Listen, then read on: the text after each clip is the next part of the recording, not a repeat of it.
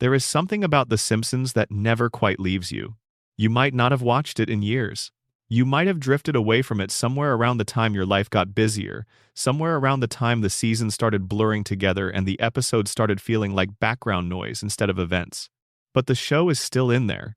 It's in the way you say certain phrases without realizing you're quoting something. It's in the mental image of a yellow family sitting on an orange couch while a cat and a dog scramble past each other. It's in the particular sound of that opening theme, that bright, bouncing melody that somehow still feels like a signal, like a bell ringing to tell you that whatever else is happening, this is a moment to sit down and let something wash over you for half an hour.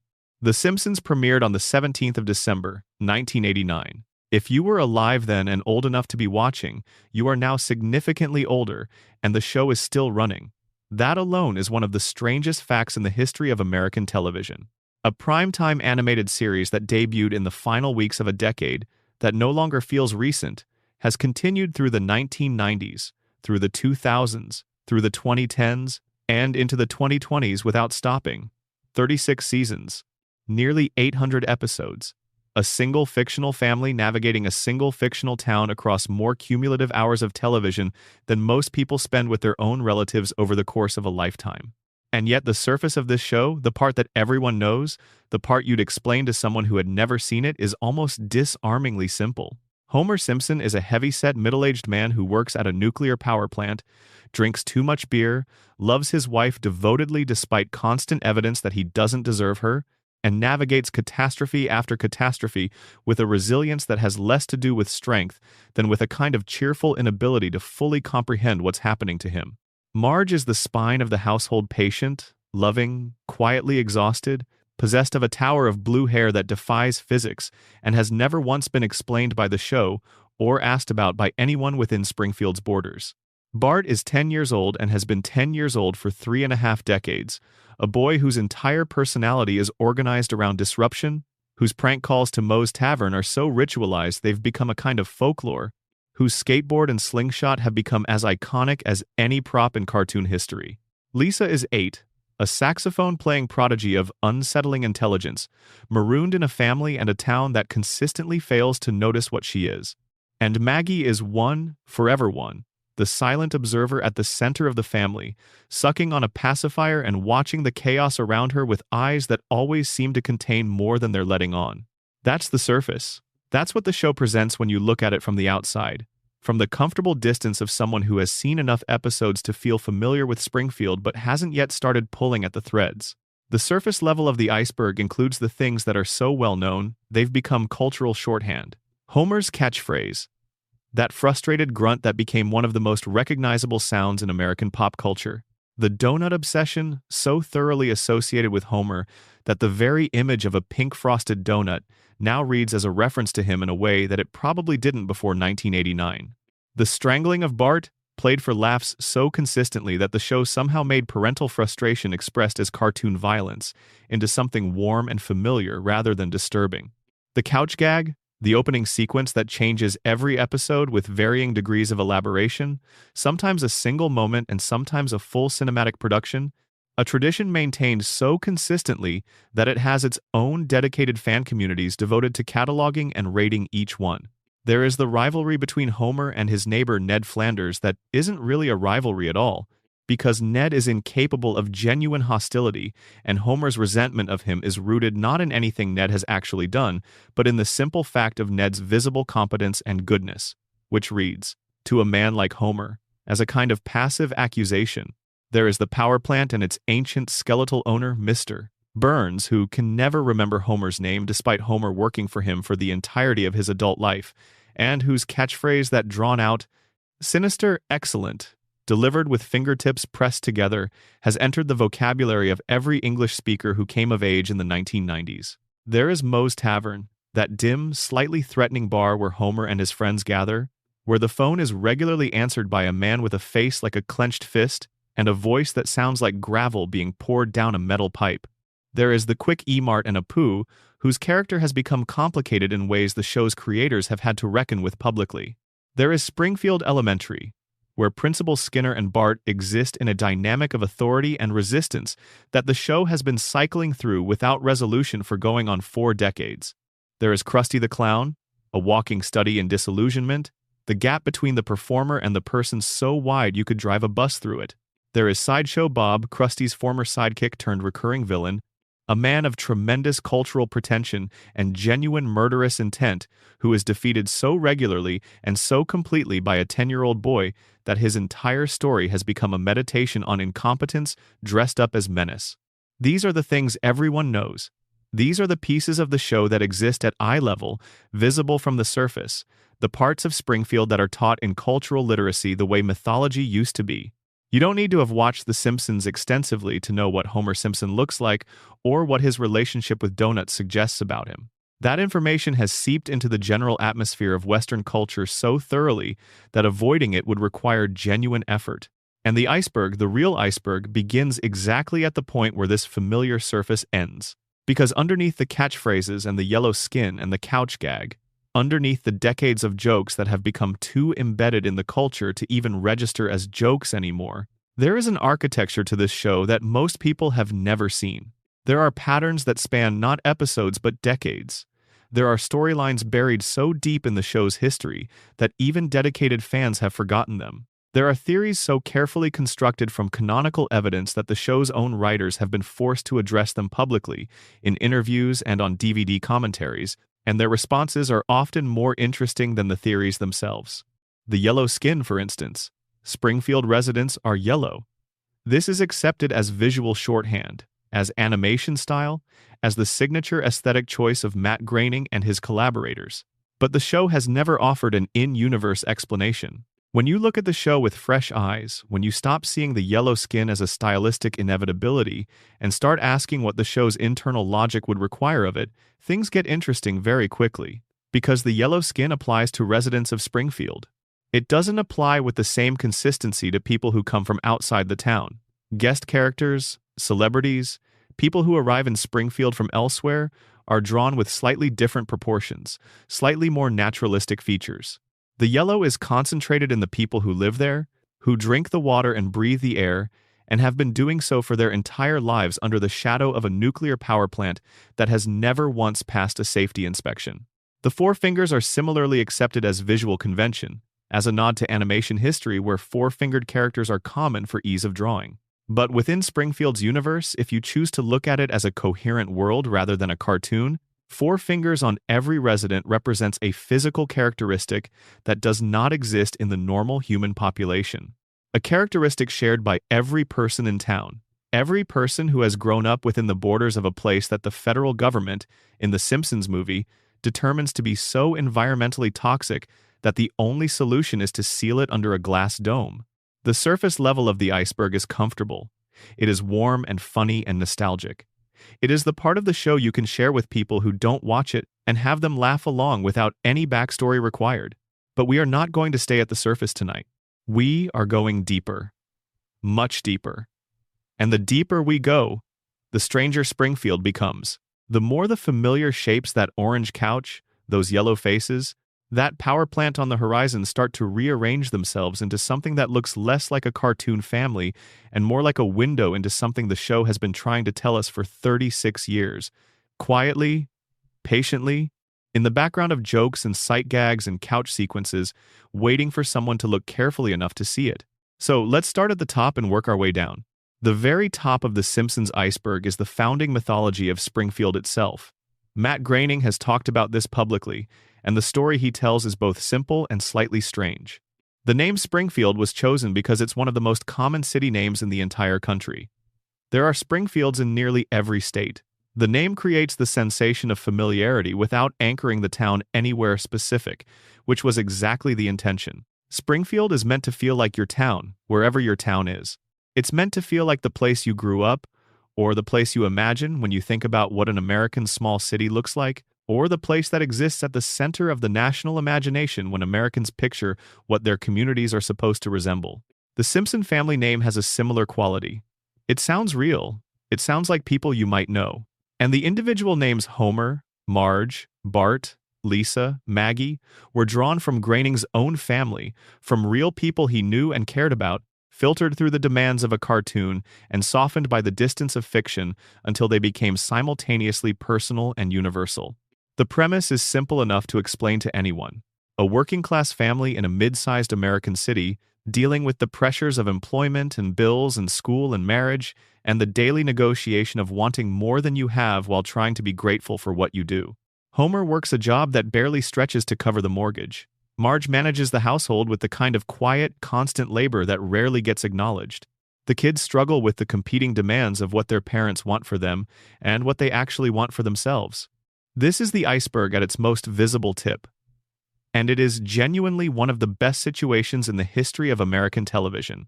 The first few seasons of The Simpsons hold up in ways that feel almost miraculous, given how much television from the same era doesn't.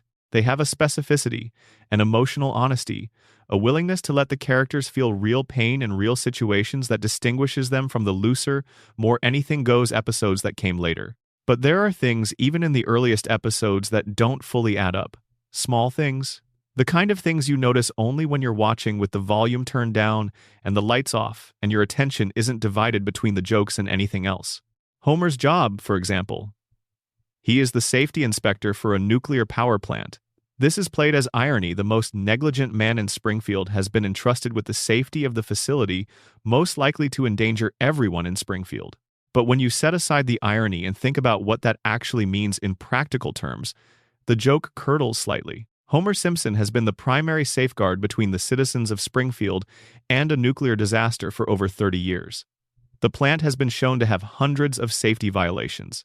It leaks, it dumps waste, it has cracked cooling towers and luminous rats, and, in one canonical episode, human skeletons in the basement whose presence is never explained.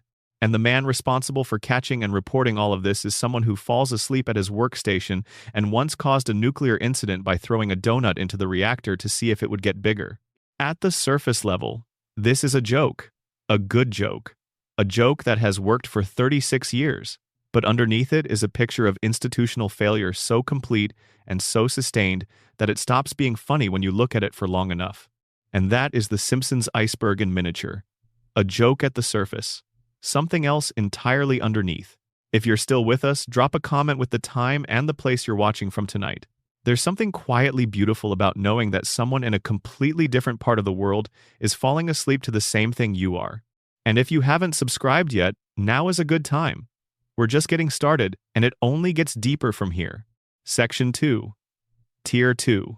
The theories everyone has heard but only half understood. There are theories about The Simpsons that exist somewhere between common knowledge and genuine deep dive material. They're the theories that get mentioned in YouTube comments and Reddit threads with the confidence of someone who assumes everyone knows what they're talking about, but which, when you actually examine them in full, reveal layers that the casual reference never captures. The Homer coma theory is the most famous of these. You have probably heard the name, you may even know the basic premise. Homer falls into a coma in a Season 4 episode, and some people think he never actually woke up.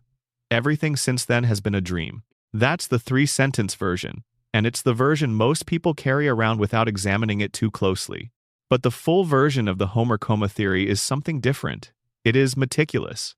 It is built from dozens of pieces of evidence spread across multiple seasons, and when you lay them all out in sequence, the effect is less like a conspiracy theory and more like the slow revelation of a pattern that was always there, waiting to be recognized.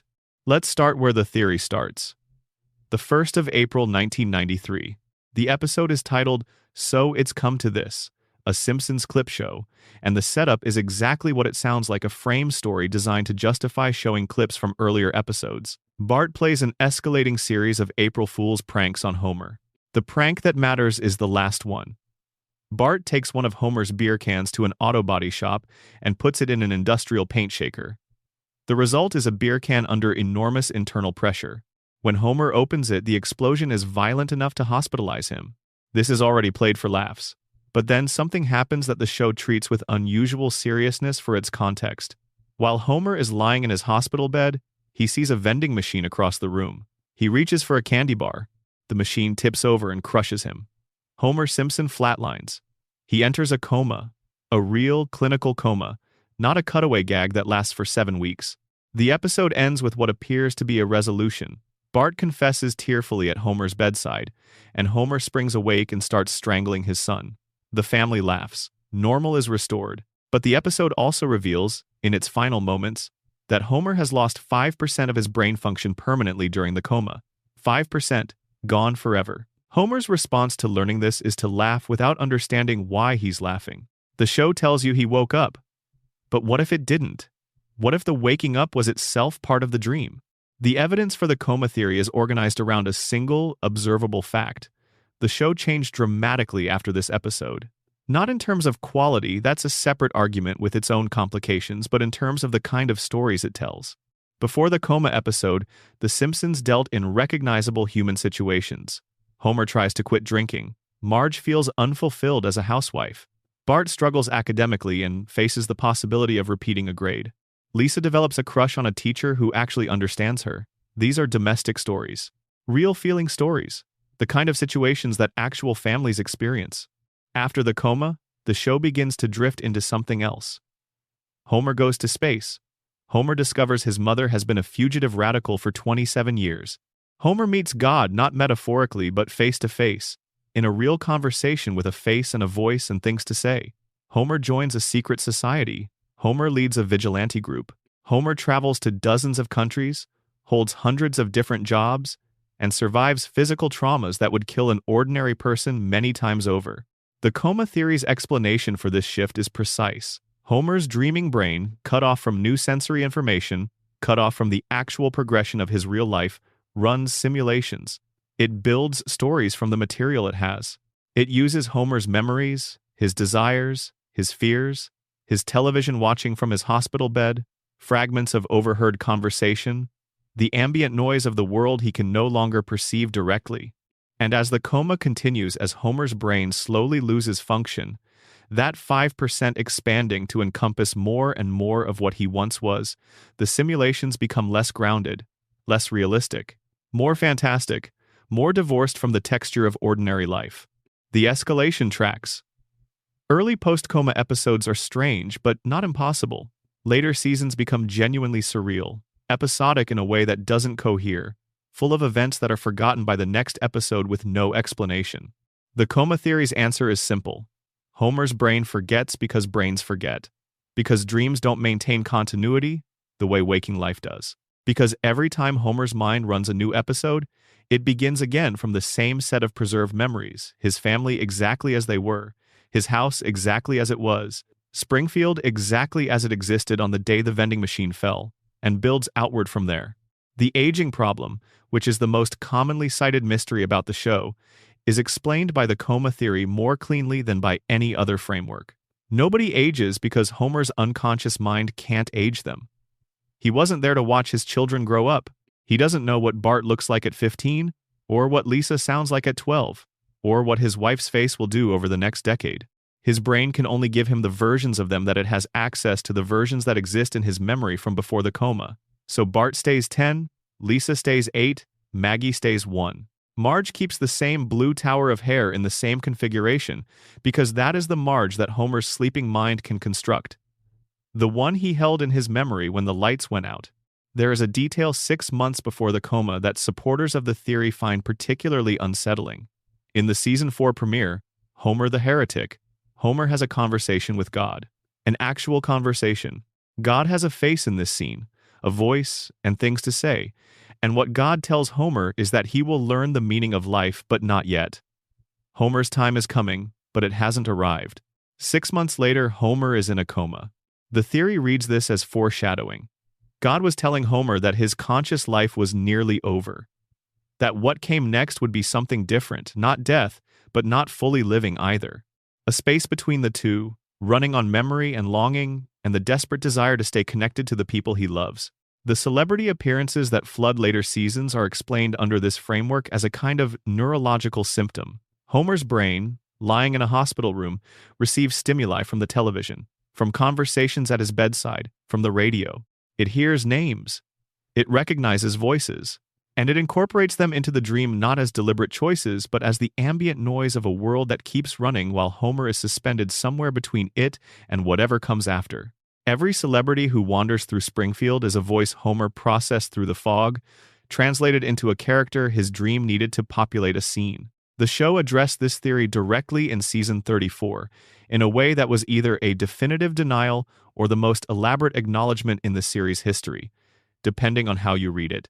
A fake deleted scene was leaked in which Homer wakes from a coma, and it is revealed that every outlandish episode since season 4 was indeed a dream. The scene was then attributed to hackers who had supposedly broken into the show's production materials. The writers denied it was real content, but the writers made the scene. They animated it, they recorded it. They created a full sequence depicting exactly the ending that the coma theory predicts, and then told the audience it was a hoax. You can read this as a definitive no, as the writers closing the door permanently on a theory they find tiresome. Or you can read it as something stranger, as the show looking directly at the camera and saying, "Yes, this is the truth, and we are about to tell you it isn't." The aging freeze, the tonal shift, the celebrity saturation, the reset button that restores the status quo after every catastrophe, the coma theory accounts for all of these simultaneously. It doesn't require that every episode be internally consistent, because dreams aren't internally consistent. It doesn't require that the show's mythology hold together across seasons, because a deteriorating brain doesn't maintain perfect continuity.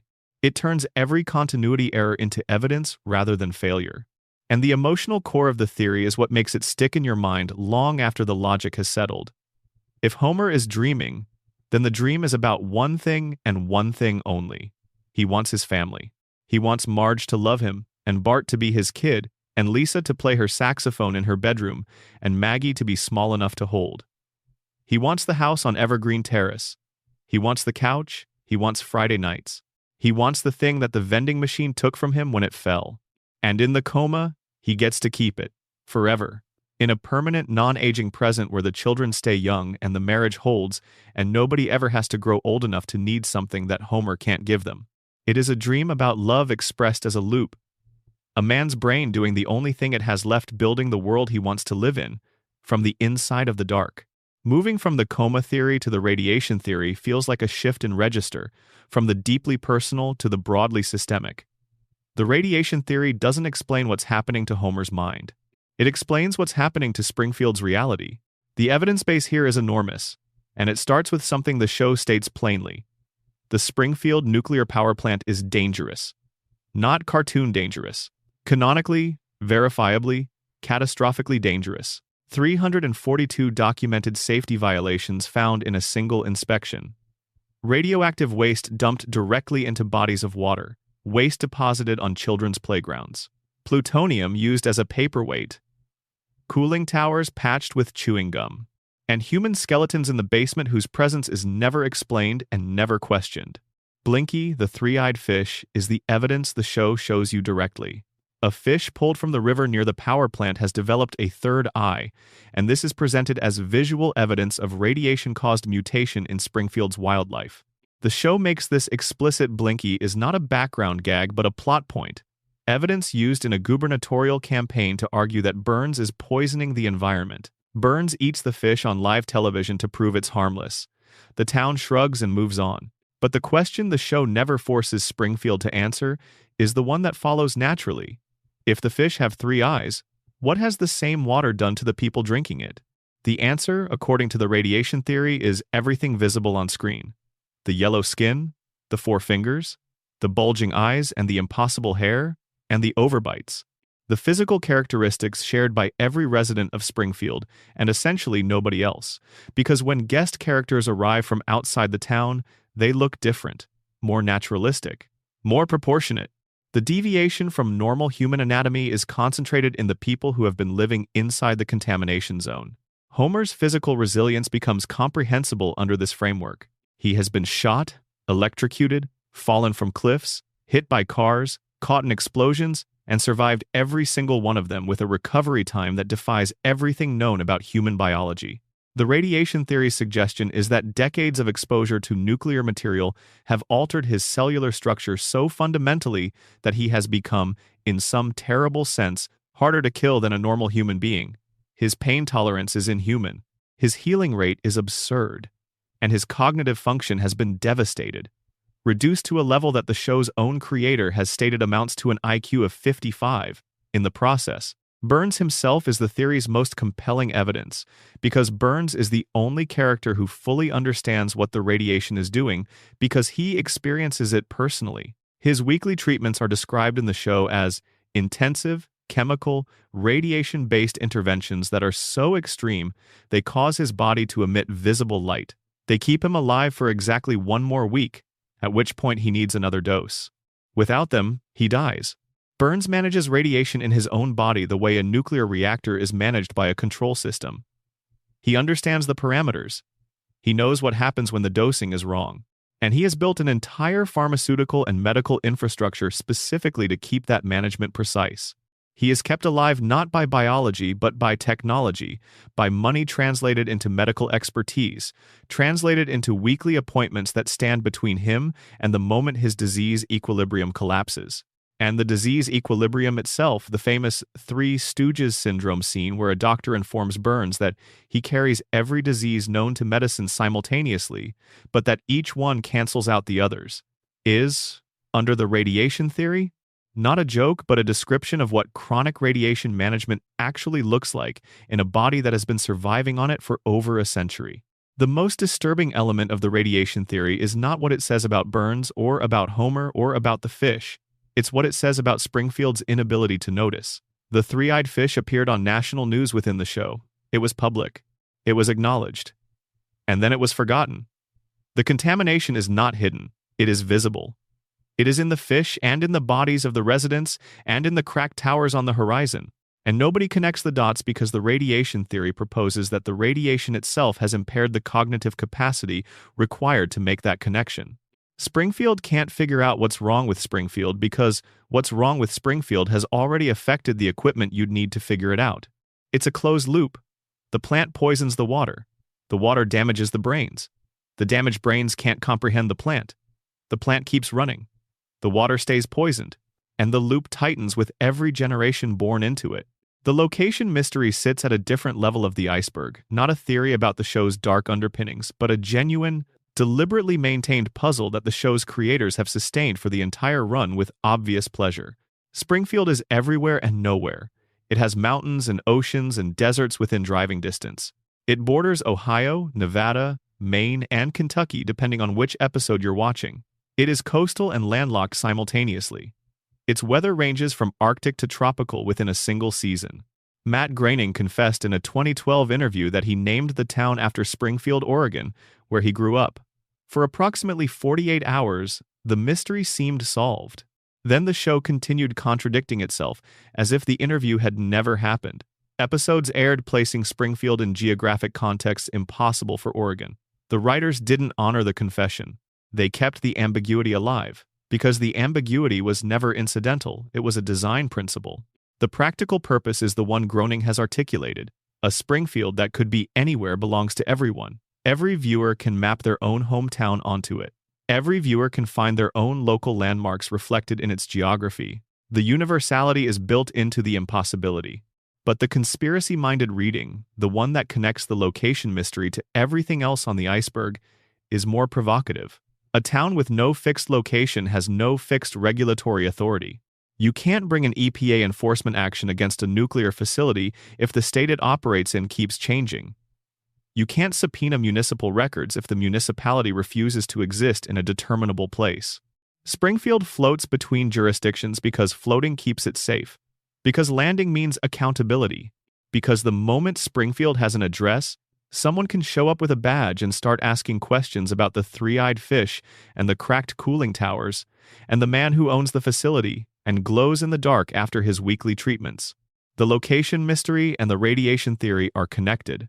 Both are about a town that exists partially outside the normal rules of the world around it, sustained in its exceptionalism by the concentrated will of the powerful man at its center. Section 3. Tier 3. The Dark Corners of Springfield's History. The Mona Simpson storyline is one of the most carefully buried pieces of the show's mythology. Casual viewers know it vaguely. Homer's mother came back, there was an emotional episode, she was some kind of activist. But the full story, when you pull all of its pieces together across the multiple episodes that address it, is darker and more operatic than the clip reel version suggests. For the first 6 seasons of the show, Homer's mother was dead. That was the official position. Abe Simpson told his son she had passed when Homer was young. He showed Homer a grave. Homer mourned her in the diffuse, unexamined way people mourn losses they experienced before they were old enough to fully process them. He grew up with the emotional architecture of a motherless child, the need for approval, the clinging to Marge, the terror of abandonment that manifests as an almost irrational intensity about keeping his family together. And then, in Season 7, the episode Mother Simpson aired. Homer, attempting to fake his own death to avoid a work cleanup day, discovers by accident that the municipal death records show his mother as living. The grave Abe showed him wasn't hers. It belonged to Walt Whitman, the poet, not a relation. Abe had been pointing his son toward a famous writer's headstone for decades and letting him believe it was his mother's.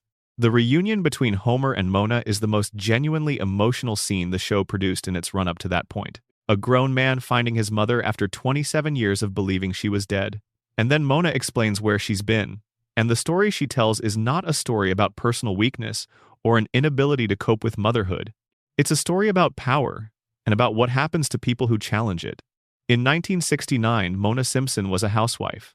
She was married to Abe, living in Springfield, raising a young Homer. She was ordinary in the way that the show consistently treats its domestic characters as ordinary, capable of more than their circumstances ask of them but not yet aware of it. Then the world outside started pressing in, as it did in 1969, and Mona was radicalized.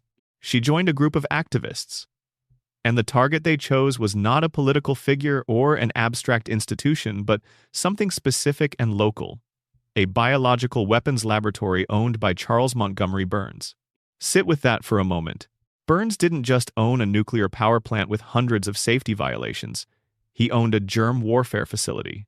A laboratory manufacturing weapons-grade pathogens in the same town where Homer Simpson was growing up, where children attended school, where families bought groceries and drank tap water, and went about their lives under the impression that the richest man in town was simply a magnate of the power utility industry. The biological weapons operation was concurrent with the nuclear plant. Burns was conducting both simultaneously in the same community. Mona's group broke in and destroyed the biological agent. During the raid, they accidentally cured the asthma of the security guard who was a young Clancy Wiggum, the man who would later become Springfield's chief of police. A detail so elegantly deployed that it recontextualizes the entire Wiggum character retroactively.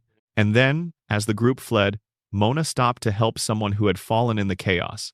That someone was Burns.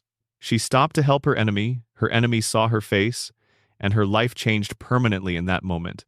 Burns reported her to the FBI. Mona became a fugitive. She couldn't go home. She couldn't contact her family. She kissed a sleeping Homer goodbye, and disappeared into a 27-year underground existence, moving constantly, never staying long enough to be found, carrying the weight of the son she left behind. Homer woke up and his mother was gone, and Abe told him she was dead. The conspiracy in this story isn't subtle once you see it fully. Burns didn't just drive Mona away in 1969. He pursued her actively for the following decades, using his wealth and his connections to ensure she could never return. When she comes back to Springfield in Season 7, Burns spots her through a cab window and calls the FBI immediately. The agents arrive at the Simpson house. Mona flees again. Homer says goodbye to his mother for the second time. And then Homer goes back to work, at the plant, for Burns. He doesn't quit. He doesn't confront Burns. He doesn't make the connection, or rather, he makes it and then sets it down the way Homer sets down anything too heavy for his current cognitive capacity to carry. The man who destroyed his family is his employer. The man who stole his mother when Homer was a child is the man who signs Homer's paycheck every week. And Homer is too damaged by the radiation, by the crayon, by the accumulated weight of a lifetime of diminished capacity to feel the full force of what that means. There is a later revelation that deepens this further. Burns and Grandpa Simpson had a deal. Burns had committed a crime, and Abe had discovered it. In exchange for Abe's silence, Burns guaranteed that Homer would always have a job at the plant, no matter how incompetent. No matter how many documented errors, 742 is the figure the show eventually provides. No matter how many times he should have been let go. Burns protected Homer's employment as payment for Abe's complicity. Homer's job security, which the show presents throughout its run as a kind of running joke about how impossible it is to fire him, is actually the product of a secret agreement between his father and the man who drove his mother underground. 3 generations of Simpsons damaged by a single man's grudge, and the generation at the center of it, Homer himself, is the one least equipped to understand the architecture of his own suffering. This is not comedy. This is tragedy wearing comedy's clothes. The Simpsons has always done this, threading genuinely devastating content through the structure of jokes in a way that lets you choose whether to notice. If you want to watch Homer fall down and get back up, you can do that for 36 seasons and have a fine time. But if you choose to look at what the falling down actually represents, if you follow the thread from Homer's incompetence back to its causes, you find a picture of systemic destruction that the show has been building quietly for decades. Mona died in a later season. The episode that depicts her death is one of the show's quietest moments. Homer sits beside her and holds her hand and watches his mother, the mother he barely knew, the mother who was taken from him before he was old enough to choose whether to hold on or let go slip away. There is no joke in this scene. There is no reset. There is just a man and his mother and the weight of 27 stolen years pressing down on both of them.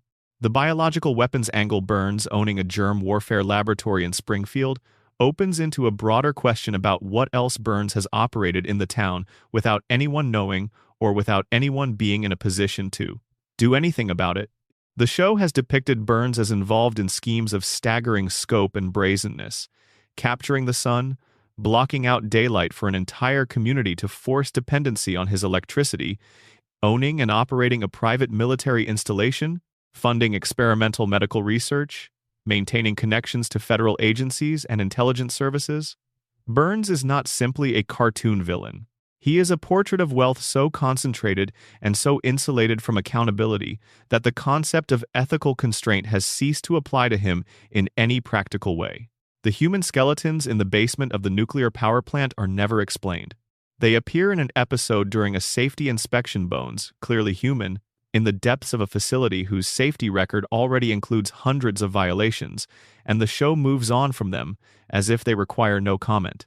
Under the radiation theory, they are victims of industrial exposure, workers who died inside the plant and whose deaths were covered up rather than reported.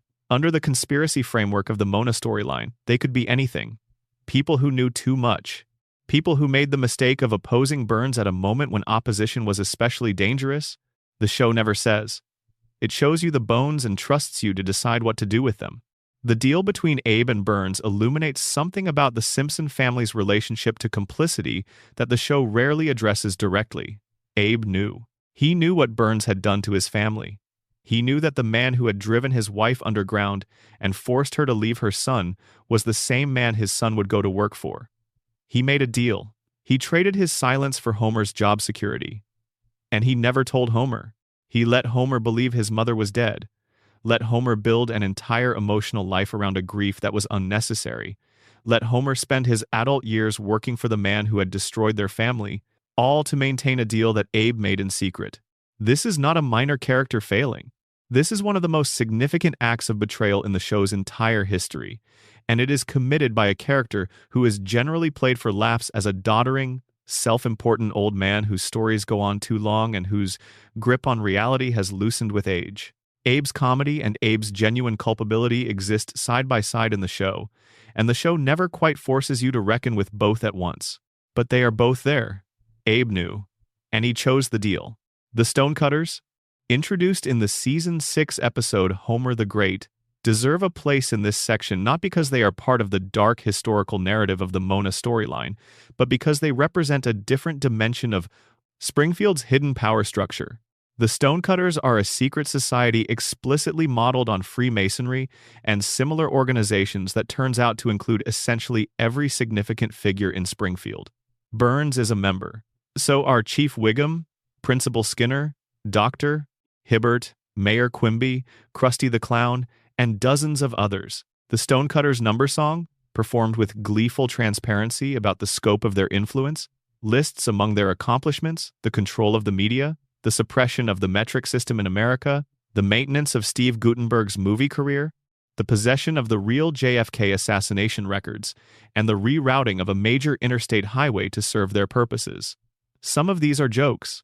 Some of them, particularly the media control and the interstate rerouting, which is specifically stated as having isolated Springfield from the rest of the state, have an uncomfortable resonance with the broader conspiracy suggested by the radiation theory. If the stonecutters control Springfield's media, that would explain the startling absence of investigative journalism about the power plant, the three-eyed fish, the dome, the biological weapons facility, and every other catastrophe that should have generated sustained public attention. If the stonecutters have rerouted the highway to keep Springfield isolated, that would explain why federal oversight agencies seem to struggle to reach the town consistently. The stonecutters episode is played as absurdist comedy. Homer joins, Homer is discovered to be the chosen one, the society collapses and immediately reconstitutes itself as the ancient mystic society of no Homers, but the infrastructure it reveals, the hidden network of powerful men who have arranged their mutual interests into an invisible governance structure that overlaps with and supersedes the visible one, is not inherently less plausible than the official story of how Springfield actually works. The founding mythology of Springfield adds another layer to this. The show has depicted the town's founders across several episodes, and the picture they paint is not flattering. Springfield was founded by people who were exiled from other communities for behavior that those communities found unacceptable, who made their way west and established a town that bore the distinctive marks of their particular combination of idealism, incompetence, and bad faith. Jebediah Springfield, the town's founding father, is venerated as a hero. His statue stands in the town square, his face appears on local currency. His alleged heroism is taught to every child at Springfield Elementary. And in a memorable episode, Lisa discovers that the historical record of Jebediah Springfield is largely fabricated. The man was not who the legend says he was. The heroism was invented. The mythology was constructed after the fact by people who needed a founding story more than they needed a true one. The town voted to maintain the myth. Of course it did. There's a thread connecting all of this, the Mona storyline, the stonecutters, the Springfield founders, and the thread is about who gets to decide what's true. Burns decides that Mona is a criminal and deploys the FBI to enforce that decision. The stonecutters decide which version of media and infrastructure and political reality will be presented to Springfield and enforce it through their network. The town decides that Jebediah Springfield was a hero and enforces that decision by voting, in the Lisa episode, to keep the lie when the truth is on offer. The Principal and the Pauper episode, where Springfield votes to exile the real Seymour Skinner and legally mandate that everyone treat the imposter as real, is not an anomaly. It is the purest expression of a pattern that runs through the show's entire history. Springfield is a community that constructs its reality through collective agreement, and its collective agreements consistently prioritize comfort over truth. The biological weapons facility is perhaps the starkest illustration of this pattern. Burns operated a germ warfare laboratory in a residential community. People lived within the blast radius of whatever that facility was producing. Children played within proximity of it. And when Mona Simpson and her group destroyed the pathogens inside, the town's response was not to thank them, or to investigate what Burns had been doing, or to demand accountability. The response was to report Mona to the FBI and to ensure she could never return. The community sided with the man who had been manufacturing bioweapons in their neighborhood over the woman who had destroyed them. Because Burns owns the power plant, Burns employs the town, Burns controls the infrastructure, and a community that challenges the man who controls its infrastructure risks losing the infrastructure. So it doesn't challenge him. It takes his side against the person who tried to protect it. The 3 generations of Simpson damage Abe's deal, Mona's exile, Homer's engineered helplessness, are not incidental to this pattern. They are the clearest expression of what happens to individuals when an entire community has arranged itself around the protection of a powerful man at its center. You can't fight Burns in Springfield because Springfield will fight you back to protect him, not out of loyalty. Out of fear of what happens if the power plant stops running? Section 4. Tier 4. The characters nobody talks about enough. Sideshow Bob is one of the most intelligently written recurring characters in animated television, and the depth of his construction is almost entirely hidden by the joke he represents on the surface. On the surface, Sideshow Bob is a recurring villain, a man of enormous cultural pretension, intellectual sophistication, and genuine murderous intent who is repeatedly defeated by a 10-year-old boy. He has tried to kill Bart Simpson across multiple seasons with a creativity and persistence that borders on religious dedication, and he has failed every time. The failures have become increasingly elaborate. The running joke of his inability to kill a child despite every advantage of intelligence and planning has been sustained for decades without exhausting its comic potential. But pull the surface back slightly and Sideshow Bob is something more interesting than that. He is a portrait of intellectual capacity in a world that has no appropriate place for it. He holds multiple academic degrees, several from elite universities. He conducts symphony orchestras. He quotes Shakespeare with accuracy and evident genuine appreciation. He has aesthetic sensibilities that exceed those of anyone else in Springfield by a margin that would be tragic if it weren't so consistently deployed against him by the plot. He is, by any objective measure of intellectual and cultural development, the most sophisticated human being in the show's universe. And he is a criminal who is repeatedly humiliated by a child. The tension in this, the gap between what Sideshow Bob is capable of and what he actually does with that capacity, is the engine of everything interesting about his character. He chose villainy. In a town like Springfield, surrounded by the intellectual flatness of the Homers and the Wiggums and the Moes, Bob turned his prodigious mind toward crime not because crime was the best use of it, but because crime was the only arena where his qualities would be tested. He needed an opponent worthy of him. He chose Bart, a 10-year-old, because Bart kept defeating him, and defeating him was the only thing that made Bob feel anything. The rake scene in which Sideshow Bob, during an elaborate scheme, steps on a series of rakes in sequence, each one smacking him in the face, the sequence going on far longer than any joke should be permitted to go, is either the dumbest moment the show ever produced, or a piece of sustained absurdism that works precisely because of how long it continues. The internet has debated this sincerely for years. What most people don't note is that it is also a perfect metaphor for Bob's situation. A man of immense sophistication, stepping on the same rake over and over in the same sequence, unable to learn from the pattern he can clearly see coming. Knowing exactly what is about to happen, stepping on it anyway. Bob's political episode where he wins the Springfield mayoral election through electoral fraud and enacts a platform of cultural high-mindedness that the electorate immediately resents is a dark comedy about the gap between intellectual virtue and democratic legitimacy that the show treats as a one-off but which resonates with uncomfortable clarity in the current moment. Bob wanted to improve Springfield. His methods were illegal, his personality was insufferable, and the town rejected him with the same reflexive hostility it shows everything unfamiliar. But the show never quite lets you dismiss his platform as entirely wrong. The Kelsey Grammer voice work is a separate marvel. Grammer brings to Bob a quality of wounded dignity that makes the comedy and the menace coexist in a way that shouldn't work.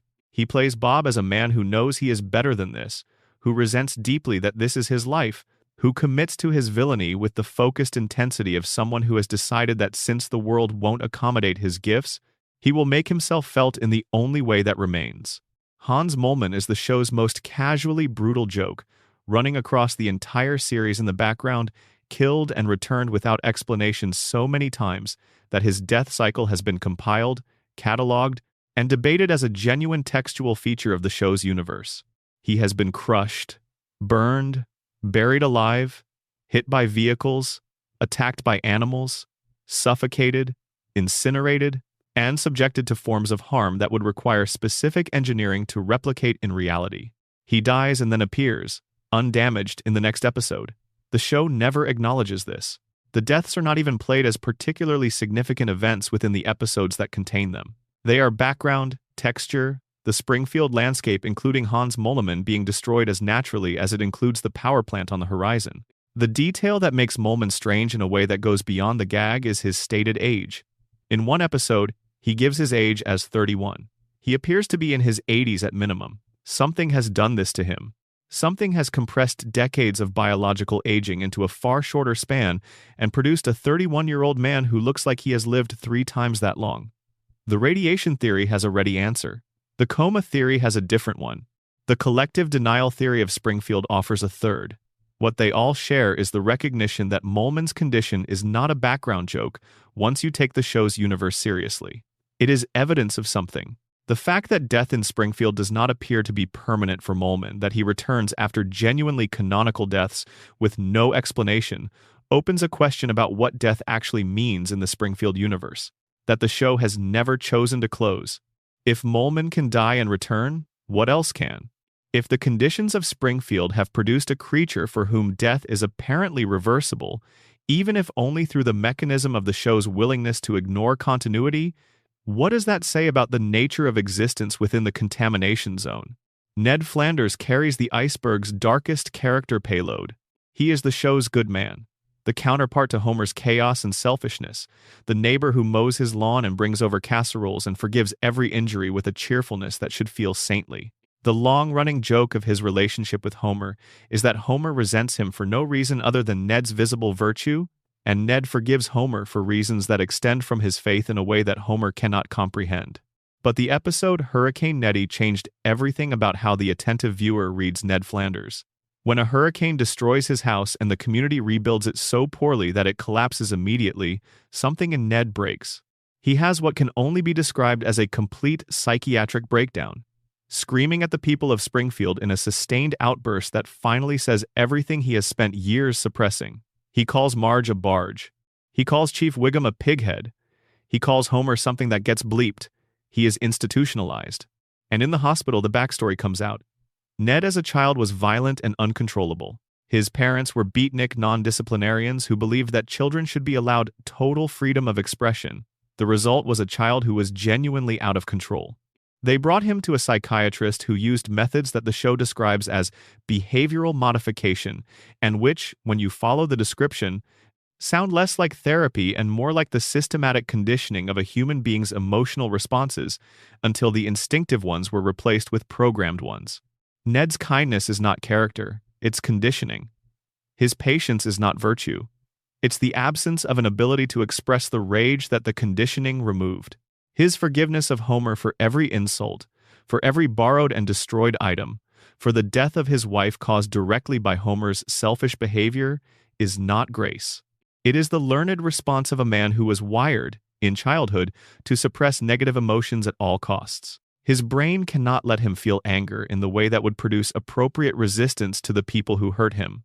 The conditioning that was supposed to help him function in the world has left him defenseless within it. The wife detail is the one that sits heaviest. Maude Flanders was killed in the canonical story of the show by a t-shirt cannon mishap at a NASCAR race. The t-shirts were meant for Homer, who had ducked to avoid them. Maude was hit instead. She was knocked off the bleachers and killed. Homer's selfishness, his reflexive physical self-protection in the face of incoming t-shirts, created the trajectory of projectiles that ended Ned's wife's life. And Ned forgave him. Because Ned can't not forgive him. Because the part of his brain that would refuse forgiveness, that would draw a line and hold it and say this is too much and I will not pretend otherwise, was conditioned out of him before he was old enough to choose. The show has a thesis built into this. God speaks to Homer multiple times in the series. Direct, face-to-face conversation. God has things to say to Homer, the drunk and the negligent and the destructive, the man who falls asleep in church and whose primary spiritual practice is looking for loopholes in religious obligation. God talks to Homer, and God has never, across 36 seasons, spoken to Ned, the devout man, the man who prays with sincerity, the man who has structured his entire life around his faith, who gives to charity and attends services and maintains his practice through disasters that would break most people's belief. God ignores Ned and converses with Homer. That is not a mistake in the show's construction. It is a deliberate choice that says something specific. In Springfield, moral effort is not what attracts divine attention. Springfield doesn't reward virtue, it rewards proximity to chaos. Principal Skinner, or rather Armin Tamzarian, the man who stole Skinner's identity, is a character study in borrowed legitimacy. The full story of this episode has been told and retold, but the psychologically interesting part is less the reveal and more what came before it. For years, viewers watched a character who appeared to be a certain kind of person, a Vietnam veteran, a man shaped by military service, a devoted if difficult son to his mother Agnes, and built emotional investments in that person. The reveal that it was all invented doesn't just change Skinner, it retroactively changes every scene he was in. Every moment of apparent sincerity was performed sincerity. Every memory was borrowed. Every relationship was built on a false premise. But here's the thing the show discovers in the aftermath of that episode. Tamzarian is a better Skinner than the real Skinner. He has lived the identity longer and more fully than the man it belonged to. His relationships with the people of Springfield are real, even if his name isn't. His love for Agnes is real, his complicated dynamic with Bart is real, the performance became the person. Springfield voted to keep him anyway, but not because of this philosophical observation. Springfield voted to keep him because the real Skinner was inconvenient. Because he arrived with a truth that nobody wanted and a disruption that nobody needed. The vote to exile him and criminalize the truth wasn't about Tamzarian's superior claim to the identity. It was about the community protecting its own comfort at the expense of a man who had survived a POW camp and come home to find his life already occupied. Dr. Nick Riviera. Hi, everybody, is Springfield's other doctor, the shadow to Dr. Hibbert's professional legitimacy. He is the physician you visit when you cannot afford Hibbert or when you need something done that Hibbert won't do. His medical credentials are dubious at best. His surgical outcomes are consistently catastrophic. His cheerful incompetence has produced a body count across the series that, if tallied clinically, would represent a significant public health emergency. Under the radiation theory, Dr. Nick represents the deliberately compromised medical establishment of Springfield, the professionals who either cannot or will not accurately diagnose what radiation exposure is doing to their patients, who provide the cover of medical authority without the substance of medical competence. If Burns's influence extends into the healthcare infrastructure of the town, keeping the doctors looking the other way while the plant's effects accumulate in the population, then Dr. Nick is not simply a joke character. He is a structural feature of the cover-up. Disco Stu is a minor character, but he carries a detail that is quietly haunting if you think about it for long. Disco Stu dresses like a 1970s disco icon and speaks exclusively in the idiom of that era. This is played as a joke, a man who got stuck in a cultural moment that has long passed and never updated. But the explanation the show gives for Disco Stu's condition is that it began with a disco-themed jacket he had custom-made in the 1970s, which read Disco Stu across the back. He had intended to write Disco Stud but ran out of space. The identity was an accident. And then he committed to it. Disco Stu is frozen in 1977 by a typo. His entire personality, his entire relationship to the world, has been organized around a mistake made in the decade before most of the show's audience was born. He cannot move forward because the moment that defined him is too embedded in who he has become to be extracted without taking everything else with it. In a show about a town where nobody ages and time doesn't pass, Disco Stu is the clearest individual example of temporal freezing. The characters are all stuck in the coma theory. They are stuck in Homer's preserved memory. In the radiation theory, they are stuck in a loop of biological mutation. In the collective denial theory, they are stuck in a reality that Springfield has voted to maintain. Disco Stu is stuck in 1977 because he chose to be, or because the choice was made for him by a moment small enough to fit on the back of a jacket. Section 5. Tier 5. The Production Secrets and Writer Confessions. The Simpsons was built by some of the most educated writers in American television history, and this fact shapes everything about the show in ways that casual viewers rarely recognize. The writing staff in the show's early seasons, the seasons that are still used as the benchmark for the show at its best, included an extraordinary concentration of graduates from Harvard, Yale, and other elite institutions with strong comedy traditions. Many held advanced degrees. Several had backgrounds in mathematics, computer science, or empirical research. The show's writers were not simply funny people. They were rigorously trained thinkers who happened to be funny. This explains the depth that makes the iceberg possible. The jokes in The Simpsons are not just jokes. They are often precisely constructed observations about how systems work, how power distributes itself, how institutions protect themselves at the expense of the individuals they nominally serve. The humor and the analysis are the same thing in a good Simpsons episode. The joke is the insight. And the insights accumulated over the first 8 or 9 seasons are dense enough to sustain the kind of deep reading that fan communities have been doing for decades. The Harvard Lampoon connection in particular is important. The Lampoon has been the primary pipeline for comedy writing talent in American entertainment for over a century, and The Simpsons drew from it heavily. What the Lampoon teaches, at its best, is a kind of layered comedy where the surface joke and the structural joke and the intellectual joke all occupy the same space simultaneously. The writing staff was trained to construct these layered moments, and early Simpsons is full of them jokes that work on 3 levels at once, that are funny as slapstick and funny as satire and funny as pure structure all simultaneously, in a way that rewards multiple viewings because you don't catch all of the levels in a single pass. The writers also brought specific intellectual interests that surface in unexpected places throughout the series. The mathematical content is the most famous example.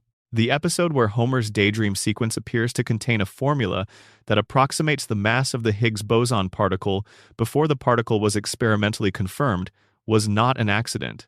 One of the show's writers had a background in mathematics and inserted the equation deliberately.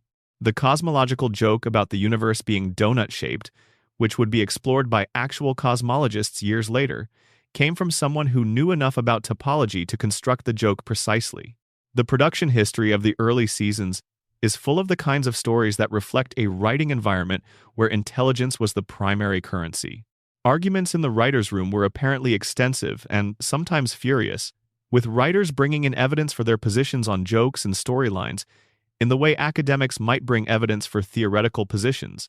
The show's internal culture was one of competitive intellectual engagement, which produced the density of reference and the precision of construction that made those seasons what they were. The departure of many key early writers over the years is part of the standard narrative about the show's decline in later seasons. The show lost critical institutional knowledge when it lost people who had been present for the construction of Springfield's foundational mythology. Writers who joined later were working with a world that had been built by people whose specific sensibilities and specific intellectual commitments they didn't always share. This is not a criticism of those later writers as people or as comedy professionals.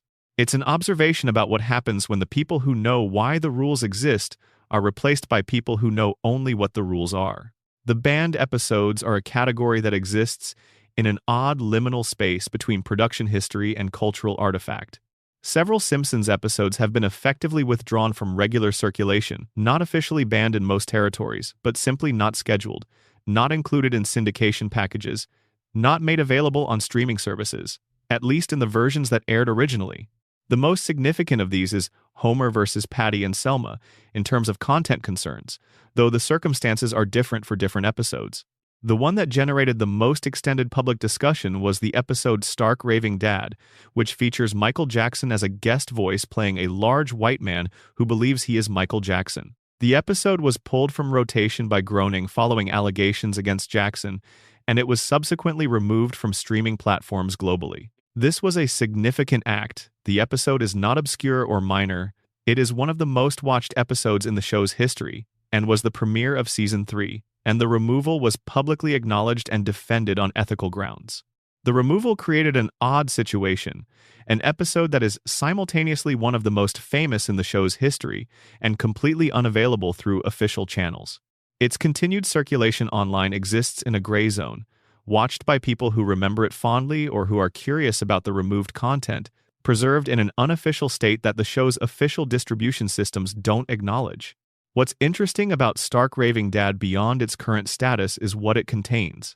The episode centers on Homer's institutionalization for wearing a pink shirt to work, which is classified as a sign of mental abnormality by the plant's management. The psychological institution he's sent to is depicted as a place where perfectly sane people get trapped through the mechanisms of bureaucratic classification. Homer meets Leon, the large white man who believes he is Michael Jackson and who helps Homer remember his daughter's birthday and write her a song. The emotional core of the episode is genuinely sweet.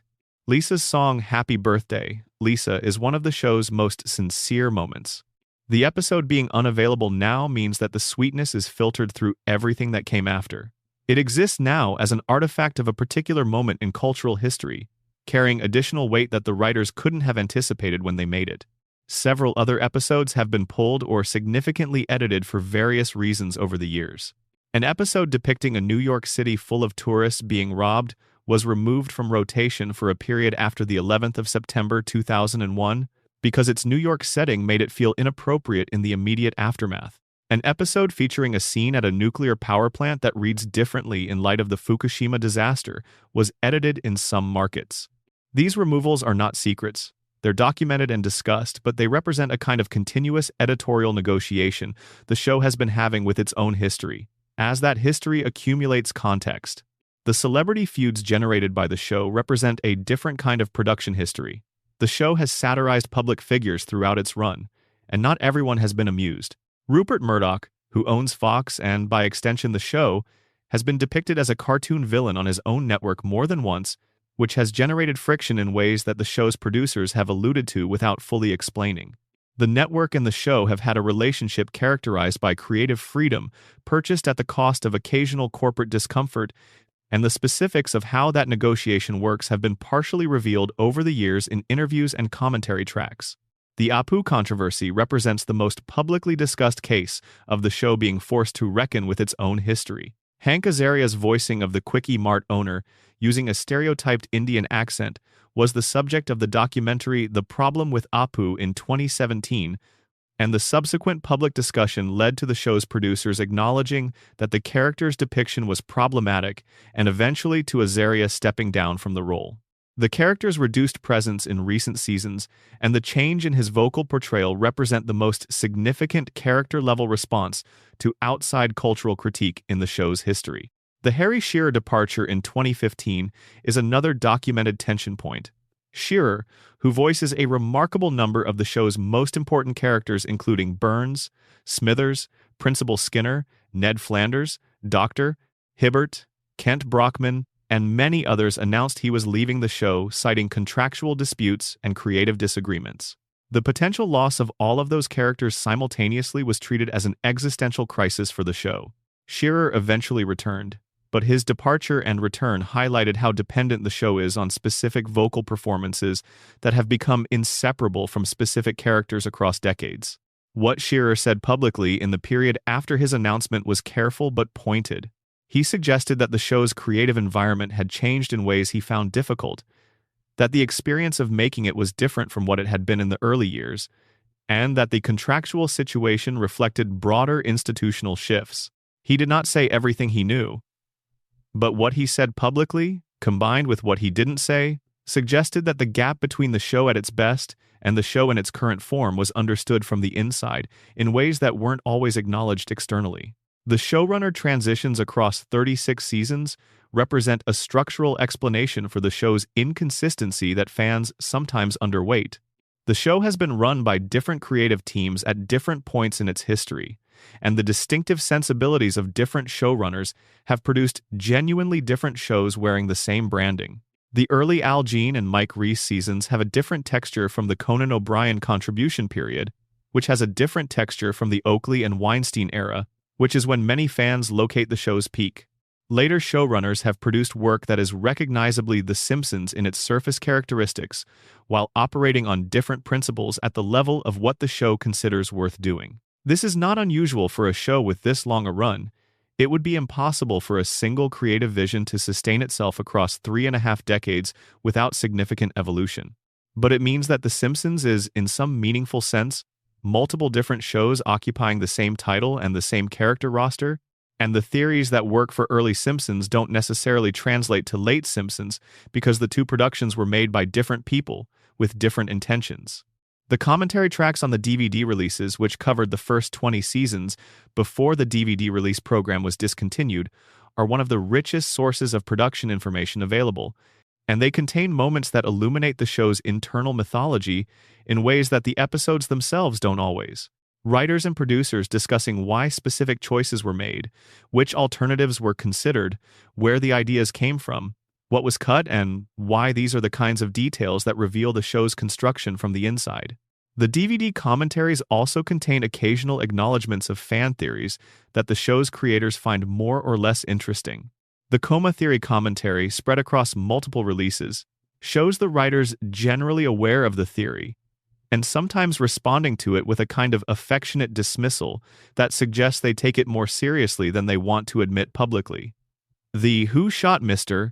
Burns commentary, particularly the discussion of the contest and the alternate endings, reveals a production in which the mystery was genuinely not fully resolved at the time of filming. The alternate Smithers ending is discussed as a real creative option that was seriously considered, not a red herring thrown in to mislead the audience. Section 6. Tier 6. The predictions nobody talks about. The famous Simpsons predictions have been covered extensively in news articles and YouTube videos and social media posts every time a new coincidence surfaces between a decades-old episode and a current event. The Trump prediction, the Disney-Fox merger, the smartwatch, the Higgs boson, these are the high-profile ones, the ones with enough visual specificity to generate compelling side-by-side screenshots that spread easily across platforms. But the predictions that receive less attention are often the more interesting ones, precisely because they lack the clean visual parallel that makes the famous ones so shareable. They are the predictions that require actual familiarity with the episodes to understand, that can't be conveyed in a screenshot, that demand that you hold two pieces of information in your mind simultaneously without the help of a striking image to connect them. The Siegfried and Roy episode is one of these. The show depicted a white tiger attacking one of the performers in a magic act that was clearly modeled on the real duo, years before Roy Horn was critically injured by one of the show's white tigers in 2003. The attack was not general, it was specific in its visual and narrative structure in ways that go beyond the baseline expectation that exotic animals are dangerous. The show didn't just observe that white tigers could be dangerous to the people who worked with them. It depicted a specific kind of attack in a specific kind of setting that then appeared to occur in close approximation to the reality. The 1993 flu episode, Margin Chains, predicted not just a viral outbreak originating in Asia, but a remarkable number of the cultural and behavioral features of such an outbreak. Panic buying, supply chain disruption, a frantic search for an effective treatment while the scientific establishment scrambled to catch up, government response characterized by delay and inconsistency, and the killer bee swarm released accidentally during the pandemic is the detail that crosses from impressive extrapolation into something stranger, because the emergence of Asian giant hornets in the United States during the actual 2020 pandemic, called murder hornets by the media, in a naming convention that itself sounds like a Simpsons episode, is specific enough to make even committed skeptics pause. The autocorrect prediction is less dramatic but in some ways more technically impressive. The show depicted, in a 1994 episode, a text input system misinterpreting handwritten input in a way that precisely captures the distinctive failure mode of later autocorrect technology. The word beat up Martin being reinterpreted as eat up Martha is funny as a joke. It is astonishing as a description of a technology that didn't exist when the episode aired, described in terms accurate enough that you could use it as an explanation of how autocorrect fails to someone who had never encountered the technology.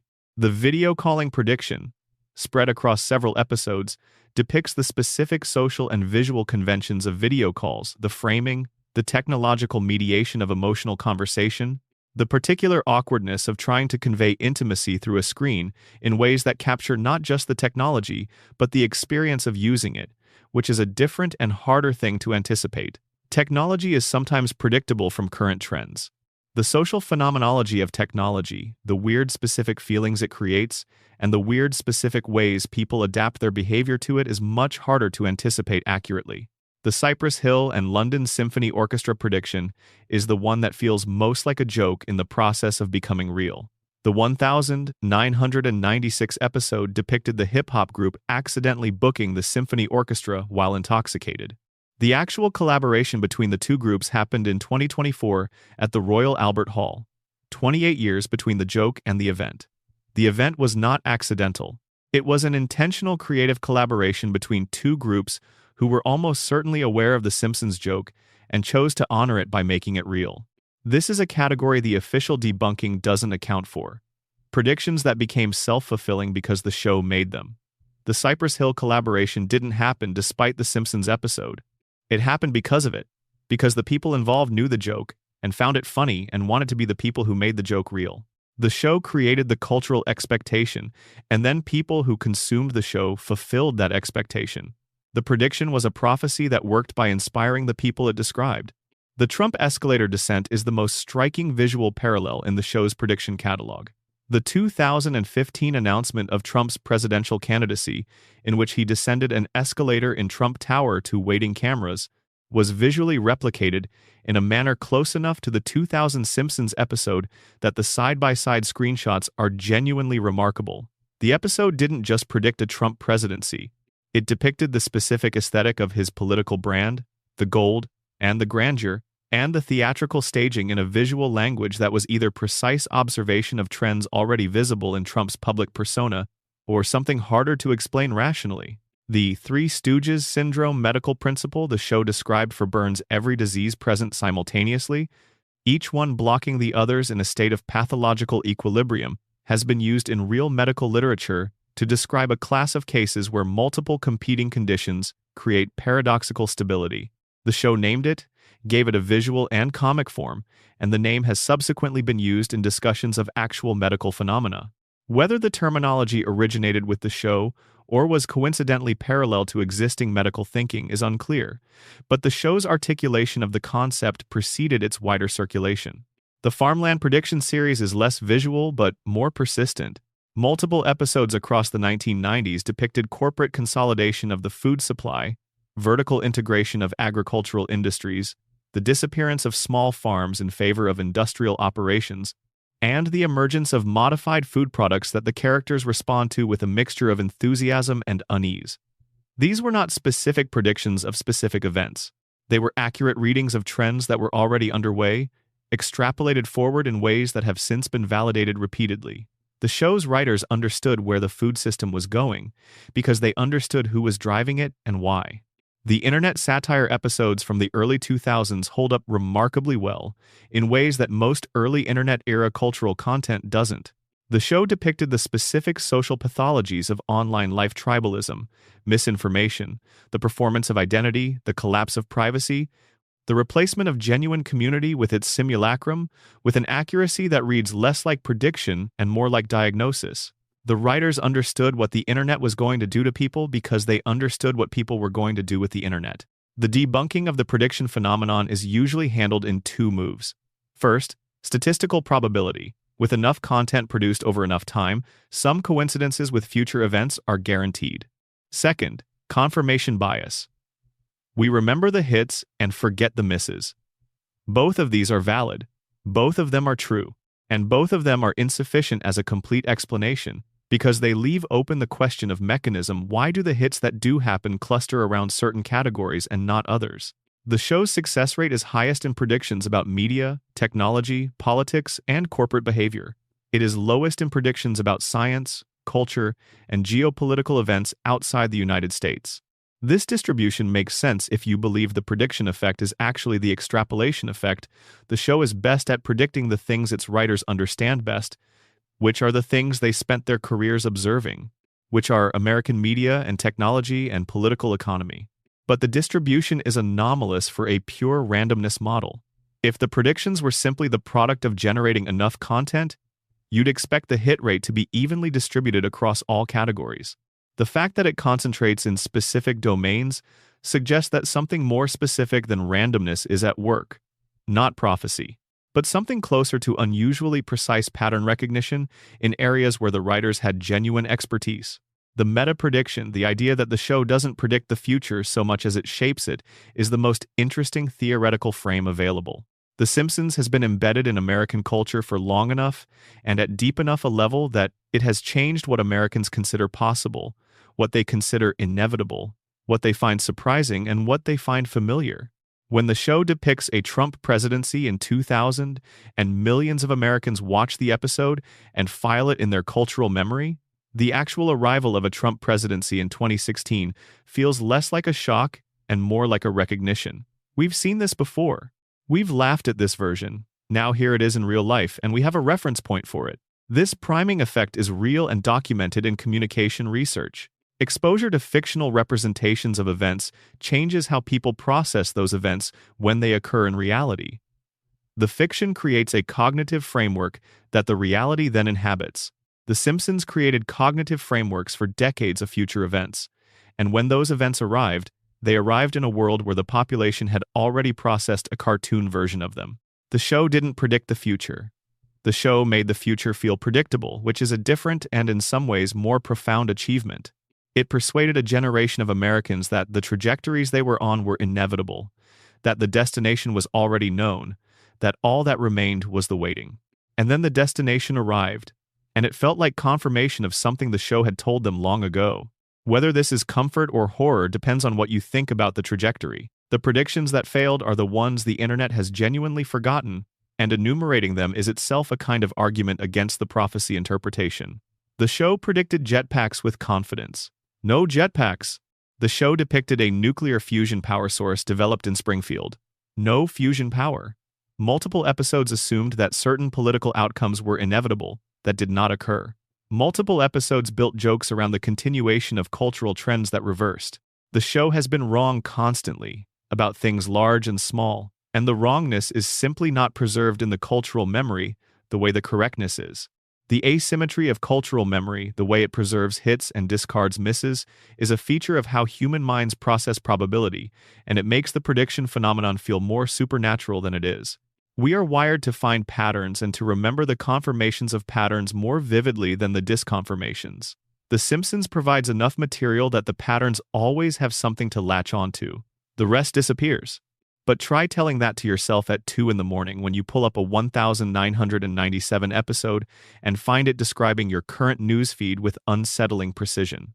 The intellectual understanding that this is probability and confirmation bias and cultural priming does not entirely dissolve the feeling. The feeling is real even when the explanation is mundane. And the show, which has always operated in the space between the feeling and the explanation, somehow manages to make both of those things true at once. Section 7. Tier 7. The hidden mythology of Springfield. Every long-running fictional world develops, over time, a mythology that exists partly in the text and partly in the gaps between the text, in the spaces where the story doesn't go but where the logic of the world points. Middle-earth has its linguistic and cosmological mythology, most of which Tolkien never included in the published works. The Star Wars universe has its Force philosophy and its Jedi code, which the films gesture toward but rarely fully articulate. Springfield has its own mythology, and it is stranger and darker than either of those because Springfield's mythology is not the product of deliberate world-building by a single creative vision. It emerged from 36 years of 1,000 different writers making 1,000 different choices, accumulating in the gaps between episodes, growing in the contradictions between seasons into something that none of the individual contributors fully intended or foresaw. The Springfield founding mythology begins with Jebediah Springfield himself. The statue in the town square, the face on the local currency, the name on the school. The episode Lisa the Iconoclast from Season 7 is the one that pulls on this thread most directly. Lisa discovers a secret confession written by the historical Jebediah Springfield, the real man, not the legend, and what she finds is not the heroic pioneer of the mythology. The real Jebediah was a murderer and a liar. He was not the founder of a community built on noble principles. He was a criminal who needed a new place to start over, and who eventually got a mythology attached to him after his death by people who needed a founding story more than they needed a true one. Lisa attempts to expose this. She presents her evidence, she makes her case, and then she chooses not to follow through. Not because the evidence is wrong, but because the mythology serves a function that the truth would undermine. Springfield needs Jebediah Springfield, the hero. It needs the story of principled founding because the story holds the community together in a way that the reality of a criminal origin cannot. The lie is load-bearing. Remove it and something important collapses. Lisa makes the choice to protect the myth, and the show doesn't treat this as a clean victory. It's presented as a genuinely difficult ethical compromise, a recognition that the relationship between truth and community is more complicated than the clean version of the story would allow. But it also fits perfectly into the broader pattern of Springfield's relationship to its own history. The community consistently chooses the version of the past that supports its current functioning over the version that is true. The Stonecutters' mythology overlaps with the founding mythology in interesting ways. The Stonecutters have been in Springfield for as long as Springfield has existed. They're depicted as a continuous organization, with roots going back to the town's origins. If the founding mythology of Springfield was already being managed and constructed at the time of founding, if there was already an organization with interests in how the town's history was recorded and presented, then the gap between the official history and the actual history is not a recent development. It was built into the town from the beginning. Springfield was constructed with its mythology already installed. The religious mythology of Springfield is unusual even for an animated show. God appears explicitly. He has a face, a voice, and opinions. He speaks to Homer multiple times. The show depicts the divine not as an abstract theological concept, but as a character with specific traits and a specific relationship to the world, one who apparently has a reason for talking to Homer repeatedly while ignoring Ned Flanders, the show's most devout character. This choice is either a long-running gag that the show never intended to be theologically coherent, or it is itself a theological statement about the nature of grace and the indifference of the divine to human virtue. A God who talks to Homer and ignores Ned is a God who operates on principles that have nothing to do with merit. Homer does nothing to deserve divine attention. He receives it anyway. Ned structures his entire life around earning divine attention.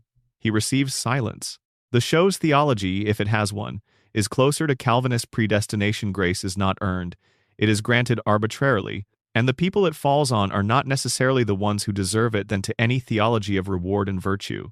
The afterlife mythology of Springfield has been depicted in multiple episodes, most extensively in the Treehouse of Horror segments but also in regular canonical episodes. The show's afterlife is surprisingly structured and rule-governed, with a bureaucracy of death that reflects Springfield's broader tendency to apply institutional processes to everything. Death in Springfield involves paperwork. It involves waiting rooms. It involves the possibility of appeals. The God who speaks to Homer personally exists alongside an afterlife that runs like a government agency, which is its own kind of theological statement. The time travel episodes, primarily in the Treehouse of Horror segments, but also in a few canonical episodes that touch on alternate timelines, reveal something about how the show conceptualizes its own history.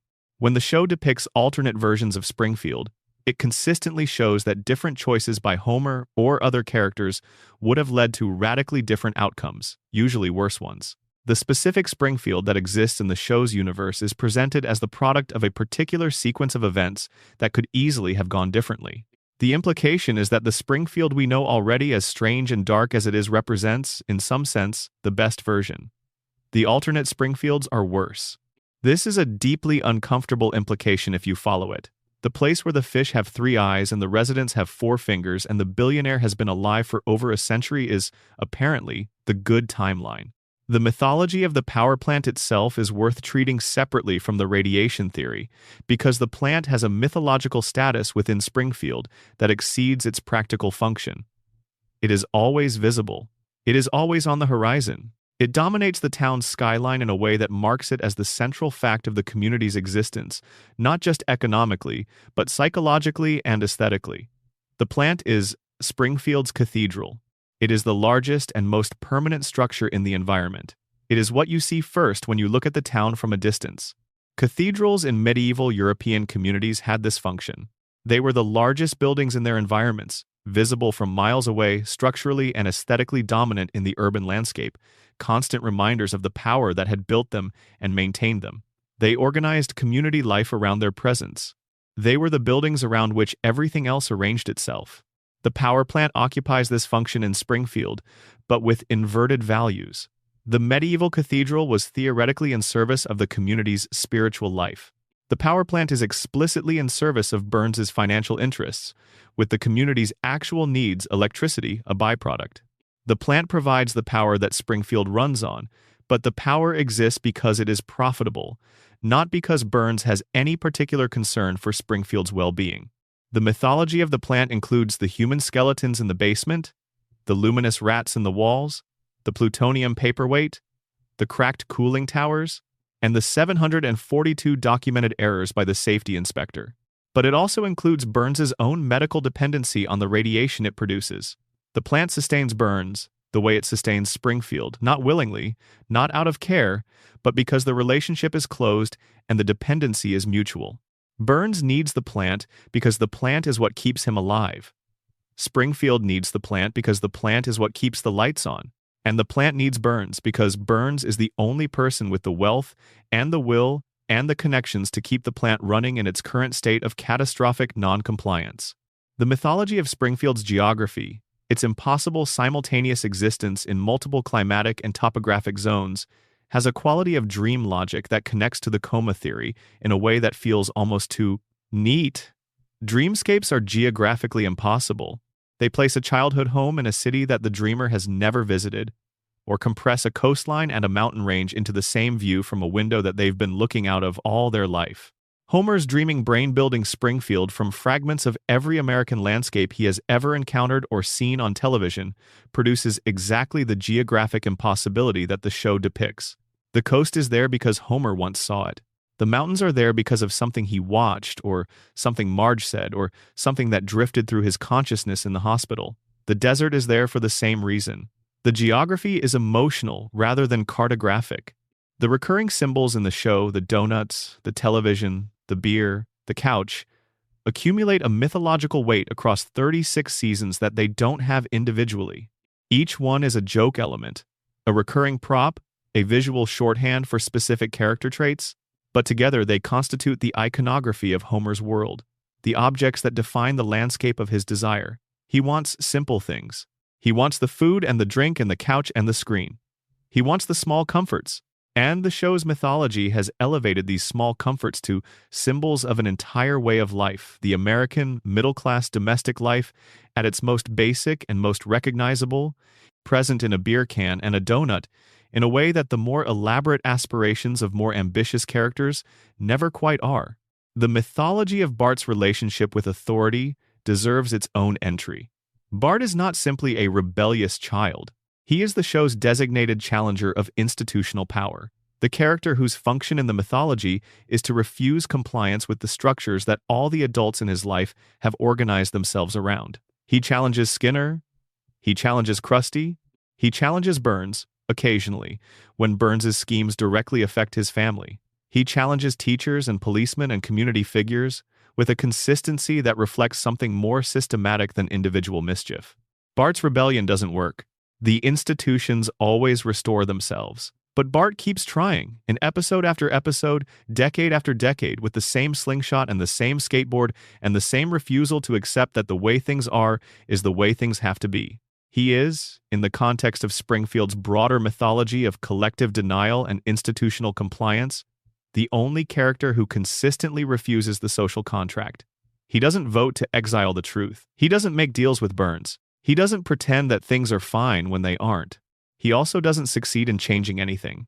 But within the mythology of Springfield, perhaps the point is simply the refusal, not the result. Section 8. Tier 8. The arcs that were abandoned. Every long-running television series accumulates a graveyard of abandoned storylines, threads that were introduced and then dropped, character relationships that were established and then ignored, episode-ending reveals that were never followed up on.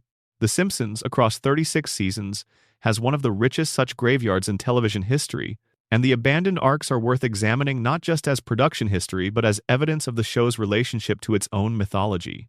The Frank Grimes storyline is the most discussed case of an arc that seemed to promise something the show ultimately wasn't willing to deliver. Homer's Enemy, the episode from Season 8, introduced Frank Grimes, a man who had worked extraordinarily hard his entire life to achieve minimal success, who arrives at the nuclear power plant and encounters Homer's inexplicable good fortune for the first time. Grimes cannot process this.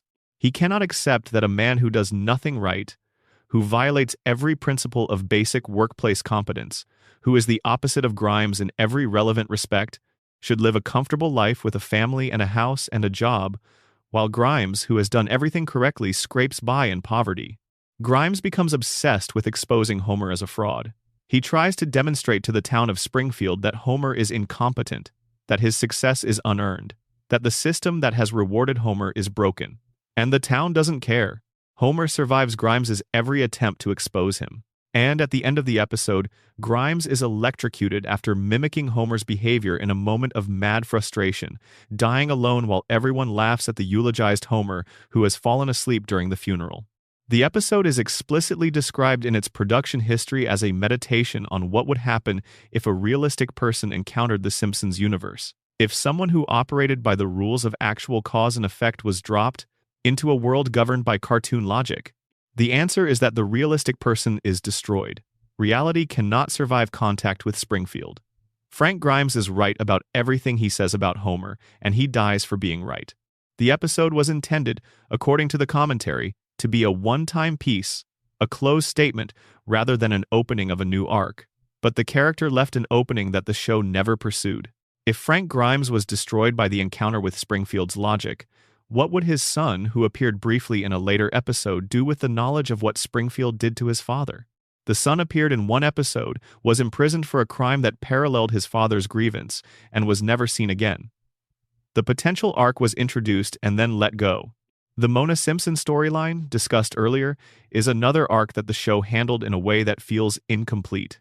Having established that Burns drove Homer's mother underground and that Homer works for the man who destroyed his family, the show never found a way to make Homer fully reckon with this information. The episodes that address it reach emotional moments of genuine power, but the systemic implication that Homer's entire adult life has been organized around his relationship with the man who stole his mother is never confronted directly. This might be intentional. The radiation theory's explanation for Homer's inability to make this connection is that he lacks the cognitive capacity. The coma theory's explanation is that Homer's dreaming mind won't allow him to fully confront this truth, because full confrontation would require a kind of self-awareness that the dream can't sustain. Either way, the arc lives in a permanent state of incompletion. The truth established, the connection unmade, the confrontation perpetually deferred. The Bart and Lisa relationship is an arc that the show has continuously set up and never fully committed to. The two children are presented throughout the series as fundamentally different: Bart, the underachiever; Lisa, the overachiever; Bart, the social success; Lisa, the social outcast, and their relationship oscillates between genuine sibling affection and genuine mutual incomprehension. There are episodes that suggest they understand each other better than anyone else in their lives does. There are episodes where they are essentially strangers occupying the same house. The show has never landed on a stable characterization of how Bart and Lisa feel about each other, and this feels less like deliberate ambiguity and more like the writing staff not being in agreement about the question across different seasons and different creative teams.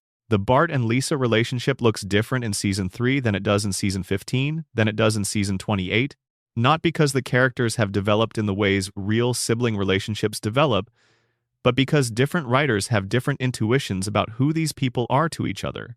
The Marge's secret drinking storyline from Marge versus the monorail adjacent episode Marge's Hidden Talent is not the most famous Marge arc, but the Season 4 episode Marge Gets a Job introduces something fascinating. Burns falls in love with Marge, or rather, develops an obsessive infatuation with her. He pursues her with the particular combination of obliviousness and entitlement that characterizes Burns's relationship to everything he wants. The episode resolves with Marge returning to being a housewife and Burns being thwarted, but the infatuation is introduced seriously enough that some fans use it as the basis for the theory that Burns protected Marge after the "Who Shot Mr. Burns" incident. If Burns recognized Marge as his shooter and chose to implicate Maggie instead, his motivation would be this introduced infatuation, a billionaire's protection of the woman he desired, purchased at the cost of a baby's reputation. The episode that introduces the infatuation was not apparently intended to set up this reading of the "Who Shot Mr. Burns" mystery, but it functions as setup retroactively, creating a plausible motivation for a story beat the show otherwise struggles to fully justify. The Springfield Elementary funding arc is perhaps the most clearly abandoned major storyline in the show's history. In Who Shot Mr. Burns? Part 1, the shooting is precipitated partly by Burns's theft of oil discovered beneath the school. Grounds oil that would have funded the school for years and which Burns simply takes because he can. Springfield Elementary is depicted throughout the series as chronically underfunded, its teachers underpaid, its facilities deteriorating, its programs perpetually on the chopping block. The oil money would have solved this? Burns took it, and then Burns was shot, and then Burns survived, and the oil was never restored to the school, and the school remained exactly as it was, and the show moved on. The systematic defunding of Springfield Elementary, the school where Bart and Lisa and every other child in town spends most of their waking hours, is a background fact of the show that is occasionally foregrounded by a specific episode and then returned to the background. The connection between the school's poverty and the power plant's wealth, between the stunting of Springfield's children and the enrichment of its most powerful resident, is present in the show's architecture, but never driven to a conclusion. The Lisa's future episodes' multiple flash-forward stories depicting Lisa as an adult in various configurations establish that she becomes a significant figure in American public life. A senator in one version, a president in another, a renowned academic in a third. These futures are depicted with enough specificity that they read less like hypotheticals and more like promises the show has made and then refused to keep. Lisa will be extraordinary. The show shows you this repeatedly, and then it returns her to 8 years old and keeps her there. This refusal is not incidental. The show knows who Lisa will become. It shows you deliberately, more than once, through different creative teams across different seasons, a consistent vision of a brilliant woman who will contribute something significant to the world. And then it keeps her in third grade. The abandonment of the Lisa Future arc is a structural choice about what the show is willing to allow and what it isn't that becomes more pointed with every additional season. Maggie's arc, or rather the arc that exists theoretically in the show's future, is the ultimate abandoned storyline, the one that has never even begun. Maggie is 1 year old. She has been 1 year old for 36 years. She has demonstrated intelligence that exceeds that of the adults around her. She has saved her family from genuine danger multiple times. She has committed an act of violence against the most powerful man in Springfield and been identified as the perpetrator and faced no consequences. And she has never spoken a second word. The show has suggested, through flash-forward episodes and through the accumulating evidence of her intelligence, that Maggie will eventually do something significant, that the silence and the watching and the patient accumulation of information are in service of some eventual action. What that action might be has never been specified. The arc has been set up for 3.5 decades and is still waiting for its first scene. The Krusty's Dark Side arc is one that the show has circled repeatedly without committing to. Krusty the Clown is introduced as a layered character, the performer whose public persona is a mask for a genuinely complicated private person. The entertainer who despises his audience, the man who was estranged from his rabbi father and spent his adult life performing a character that his father considered shameful. Several early episodes develop these dimensions with real care. The tension between the Krusty persona and the Herschel Krustofsky underneath it is treated as genuinely meaningful. But later seasons flatten Krusty significantly. He becomes more purely comic, less psychologically interesting, his darkness converted into one-note cynicism rather than the complicated self-loathing and genuine capacity for human connection that the early episodes suggested. The arc that seemed to be building towards Krusty's eventual reckoning with who he really is underneath the makeup and the catchphrases, was set aside in favor of using him as a reliable joke machine. Section 9. Tier 9. The darkest episodes and what they really mean. There are Simpsons episodes that critics and fans consistently identify as the show at its best, and the list of those episodes is interesting for what it reveals about the show's capacity. Last Exit to Springfield, Cape Fear, Homer at the Bat, You Only Move Twice, 22 short films about Springfield, Homer the Great. These are episodes that work as comedy while simultaneously doing something that comedy alone can't account for, articulating something about American life that lands with the force of genuine observation. And then there are the episodes that go somewhere darker than the celebrated ones, that reach into material that the show's comedy framework can barely contain, that leave a residue that stays with you longer than any joke. Homer's Enemy has already been discussed as an abandoned arc, but its full darkness deserves more attention. The episode is unique in the show's history because its mode is not satire. It is not exaggerating reality for comic effect. It is depicting reality specifically, the reality of what it would mean to exist in Springfield's universe with clear eyes, and following that reality to its logical conclusion. Frank Grimes is the realist in the cartoon, and the cartoon kills him. The episode explicitly positions itself as a response to criticism the show had been receiving about Homer's charmed life, the sense that nothing bad actually happens to Homer, that his incompetence is always rescued by plot contrivance or by the show's fundamental unwillingness to let consequences land. Homer's Enemy makes the case that consequences don't land on Homer, not because the show is being lazy, but because the rules of Springfield simply don't work the way the rules Frank Grimes operates by work. Homer exists in a universe where his particular qualities are not disadvantages. Frank Grimes exists in a universe where effort and competence produce results. These are two different universes, and Springfield is Homer's. The implications of this are genuinely disturbing if you follow them. Homer's Springfield is a place where a competent, hardworking, morally serious person cannot survive. The environment is toxic to Frank Grimes, not because of anything specific about Frank Grimes, but because of what Springfield is. This is not a statement about one person. It is a statement about a system that selects for Homer's qualities and against Grimes's. A system in which the radiation and the collective denial and the institutional corruption and Burns's monopoly have produced an environment where the wrong qualities are rewarded and the right qualities are punished. Frank Grimes dies because he is the wrong kind of person for Springfield, and Springfield shows no awareness of what it has lost. Bart the Murderer from Season 3 is a more comedic episode, but one that rests on a genuinely dark premise.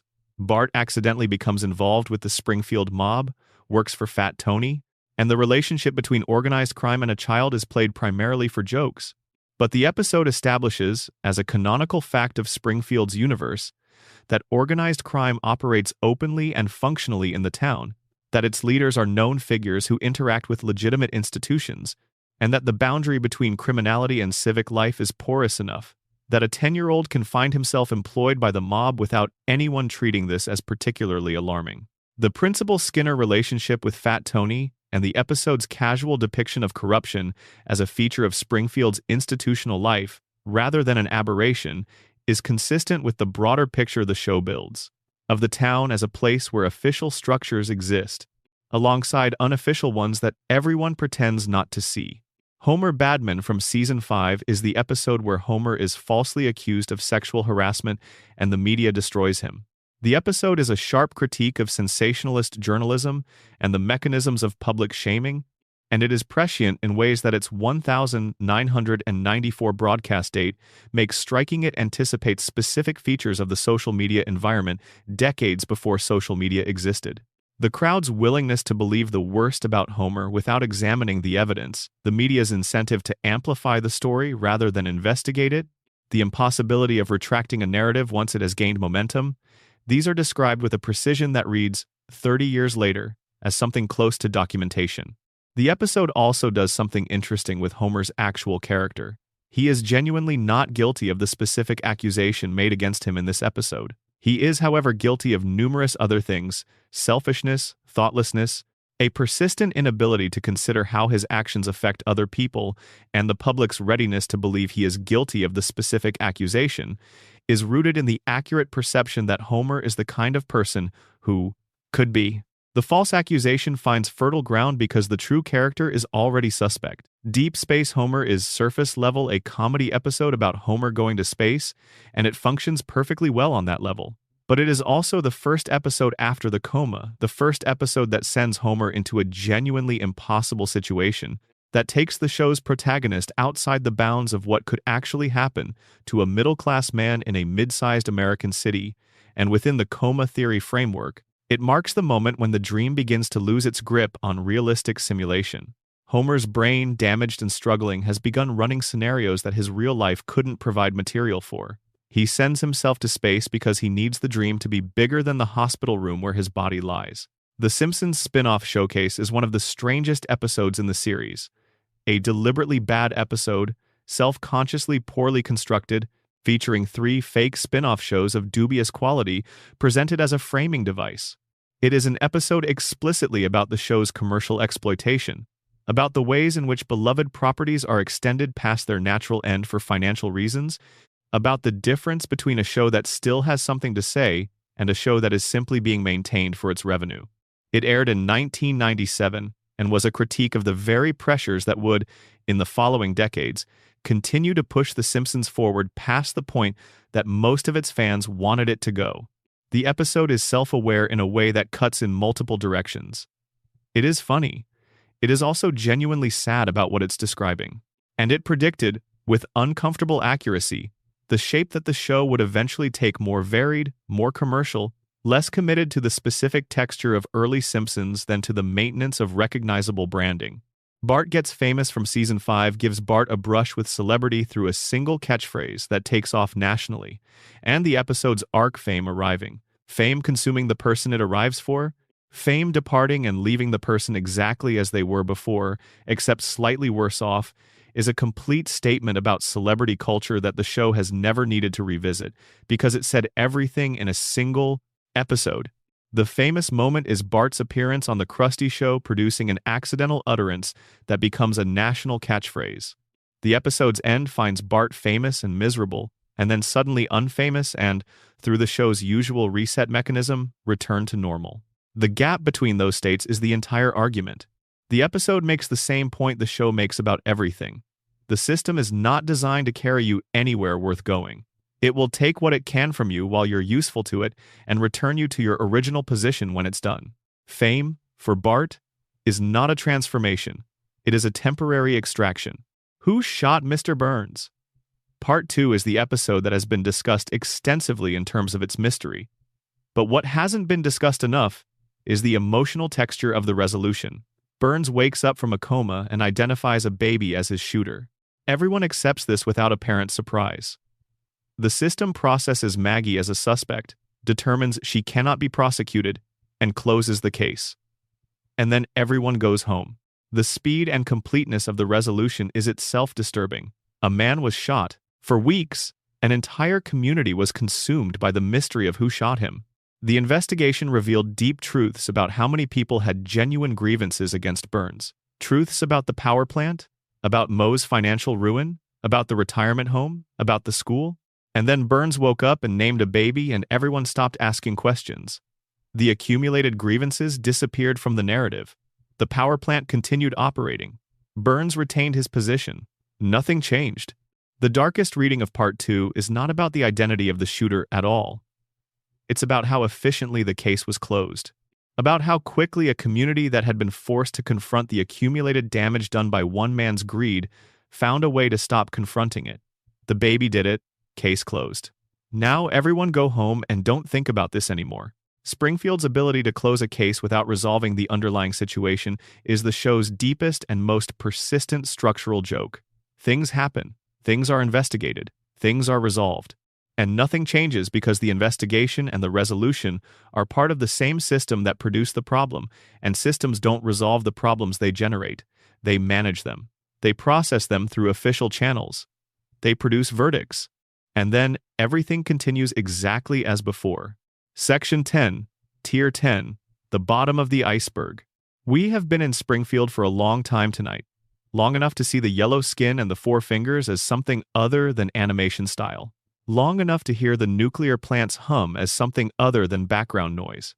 Long enough to look at Homer's laugh, that particular, helpless, slightly confused laugh, and hear in it the echo of a man who was told he'd lost 5% of his brain function and didn't fully understand what that meant. The bottom of the iceberg is not a theory. It is not a buried episode or an abandoned arc or a production secret. The bottom of the iceberg is the question that all of the theories and all of the buried material and all of the dark history eventually deposits you in front of. Why can't we let them go?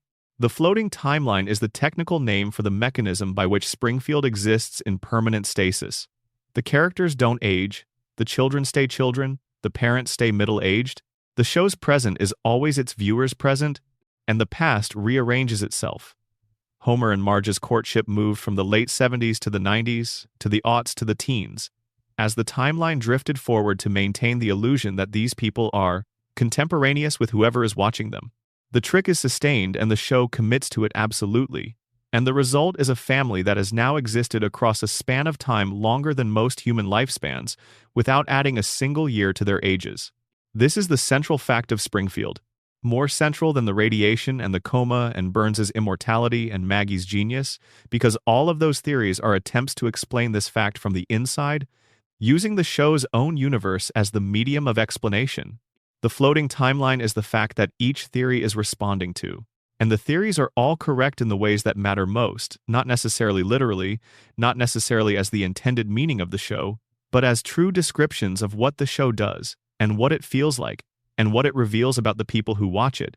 The radiation theory is correct in the sense that something has altered the reality of Springfield beyond what normal rules can account for, and that the source of that alteration is the power plant, and that the person responsible for the power plant is the same person whose interests the town's institutions consistently protect at the expense of its residents. That is structurally true about Springfield regardless of whether radioactive contamination is the literal mechanism. The coma theory is correct in the sense that what we watch when we watch The Simpsons is the preserved interior life of someone who cannot let go, that the show is fundamentally about the desperate desire to keep certain things exactly as they are, that the impossibility of aging in Springfield is not a narrative convenience but the central fact that the entire show is organized around. The desire to freeze time is what the show is about. The coma is the literalization of that desire. The collective denial theory, the one that emerges most clearly from The Principal and The Pauper, is correct in the sense that Springfield's reset button is not a failure of continuity, but a depiction of how communities actually function, how they process catastrophe and scandal and revelation, and find ways to return to familiar arrangements, because the familiar arrangements, however unjust, are more manageable than the unknown territory that genuine change would require. All of these theories are correct. The show contains all of them simultaneously, not because the writers intended each one, but because a text produced over 36 years by thousands of contributors absorbs and reflects all the ways that minds can be in contact with it. The meaning of The Simpsons is not what any single writer intended. It is what 3.5 decades of human attention has found there. The floating timeline carries a weight that becomes visible only when you step back far enough to see its full shape. Bart Simpson was 10 years old when the show premiered. The people who watched the first episodes as children are now in their 40s and 50s. They have aged 30 years. Their own children are now older than Bart, and Bart is still 10. He will still be 10 when those people's grandchildren are old enough to watch the show, if the show continues. The Simpsons has outlasted the childhood of everyone who watched it as a child. It will outlast more childhoods.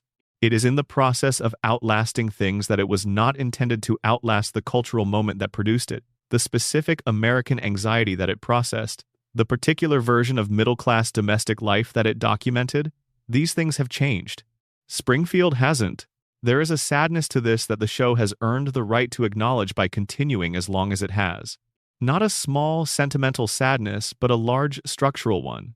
The sadness of recognizing that what you love most about something is precisely the thing that ensures it will eventually feel wrong to you. The Simpsons stays the same because we need it to stay the same. And our need to have it stay the same is part of a broader need to have certain things remain fixed while the world moves under us, to have a reference point that doesn't shift. An anchor, a place to return to that is always there and always the same and always lit from the same direction and always smelling of the same things. We needed The Simpsons to be that place for us. So we kept it exactly as it was. We pressed pause in 1989, and we have been defending that pause ever since. And the show has accommodated our defense by simply continuing by producing new episodes that honor the surface of the original, while the world outside those episodes changes beyond recognition. The Springfield of 2025 is technically continuous with the Springfield of 1989. The same family on the same couch, in the same house on the same street, but the context that gave the original Springfield its meaning, the specific economic anxieties, the specific cultural tensions, the specific American moment is not continuous. The context has changed. The show has not, and the gap between them is where the iceberg lives. The iceberg is not hidden content. It is visible content whose significance becomes apparent only when you look at it through the lens of everything the show has accumulated. Every theory, every buried arc, every dark implication, every abandoned storyline, every production secret, every celebrity feud, every removed episode. The iceberg is the show understood as a complete object rather than as a sequence of individual episodes. And understood that way, it reveals something that the show has been showing us since the first season, quietly, in the background of the jokes. Springfield is a place where time stopped. And we stopped it. We built Springfield, and then we chose to keep building the same thing forever, rather than let it become something we might not recognize.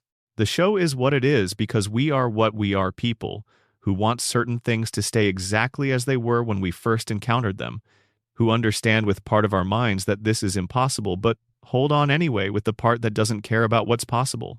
Homer Simpson is frozen in middle age not because of radiation or coma or collective denial or Burns's machinations.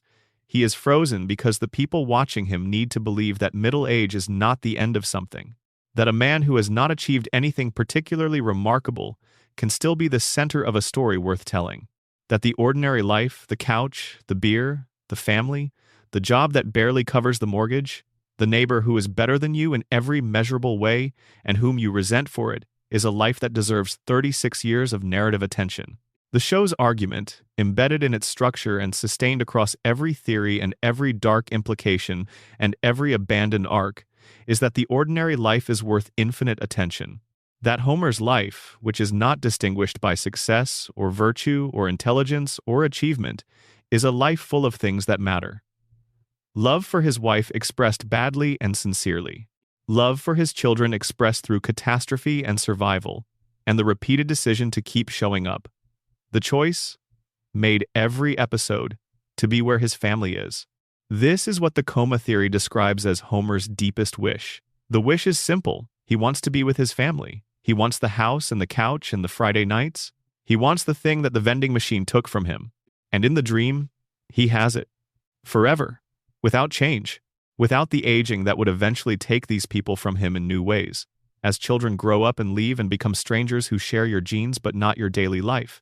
In the dream, they stay. And the dream keeps running because the person dreaming it cannot bear for it to stop. Maybe this is what 36 seasons of The Simpsons actually is. A demonstration, sustained across an impossible length of time, that certain kinds of love are too stubborn to accept the conditions placed on love by reality. That some people, faced with losing the thing they most want to keep, will construct an alternative reality in their minds and live there fully, completely, with tremendous specificity and detail, and even a kind of joy, rather than accept the world that the loss leaves them in. Homer is in a coma. Homer's children are not aging. Homer's wife still has the same blue tower of hair. Homer's house is always there, and the couch is always orange, and the beer is always cold, and Friday night always comes. Of course it does, because Homer needs it to, and so do we. The iceberg doesn't have a bottom in the sense of a fixed endpoint, a deepest point below which there is nothing else.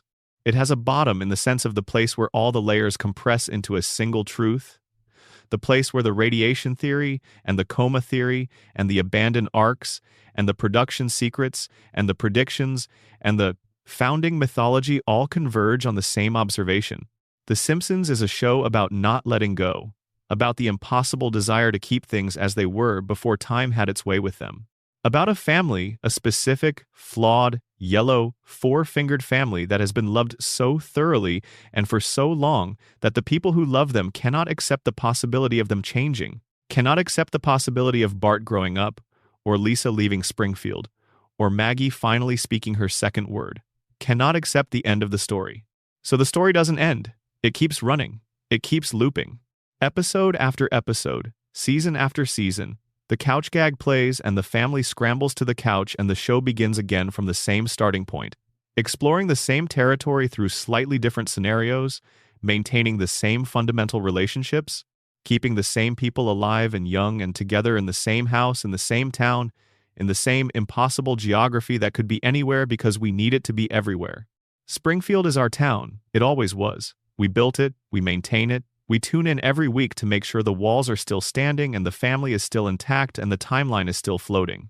And somewhere in a hospital bed, in the unchanging corridors of a dream that began in April 1993, a man with 5% less brain function than he used to have is holding his family together through the sheer force of his unwillingness to let the dream end.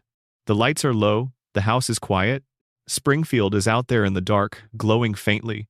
The way it always has, the way the power plant always makes it glow, casting that particular light over Evergreen Terrace that you'd recognize anywhere, that you'd know even in the dark, that has been the light of your imagined homecoming for 36 years. Homer is on the couch, Marge is beside him.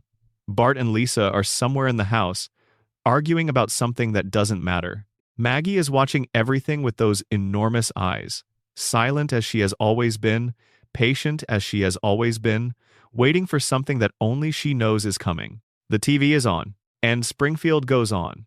That's the iceberg, or as much of it as can be held in a single night. There are more threads beneath this one, there always are, with a show that has been running this long and meaning this much to this many people. The Simpsons has been producing material for theories and discoveries and rereadings for 36 years and shows no sign of exhausting itself. The iceberg doesn't have a bottom, it has depth. And the depth goes all the way down. Thank you for spending this time in Springfield tonight. If you're still awake, something in here found you. If you fell asleep somewhere around the section on Ned Flanders or the abandoned arcs, that's exactly how this was meant to be used as company in the dark, as background to the ordinary strangeness of being alive at whatever hour this is where you are. Springfield will be here when you wake up. It always is. Extended section. The Simpsons and the American Dream. The show's relationship to the American dream is not incidental to its existence. It is the ground on which everything else is built. The American dream, as a cultural proposition, holds that effort and talent and the willingness to work will produce a life that is materially better than the one you started with. That the children of working-class people can become middle-class. that the middle class can reach the upper middle class, that the escalator moves upward if you get on it and stay on it. The dream is a story about aspiration validated by outcome, about the correspondence between what you want and what you can get if you want it hard enough and work for it consistently enough.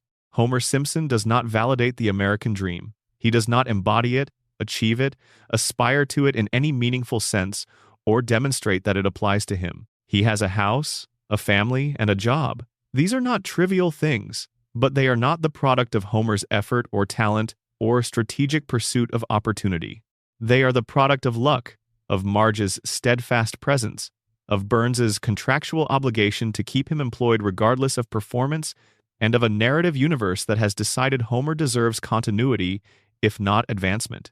The show's genius is in treating Homer's ordinary life as sufficient material for infinite story. Not because the show thinks ordinary lives are secretly extraordinary in the way that a lot of prestige television pretends, but because the show understands that the texture of ordinary life, the specific failures and recoveries, the particular rhythms of cohabitation, the daily negotiations between what you want and what you can have, is genuinely interesting when examined with enough attention and care. Homer never becomes anything other than what he is. This is not a failure of the show's imagination.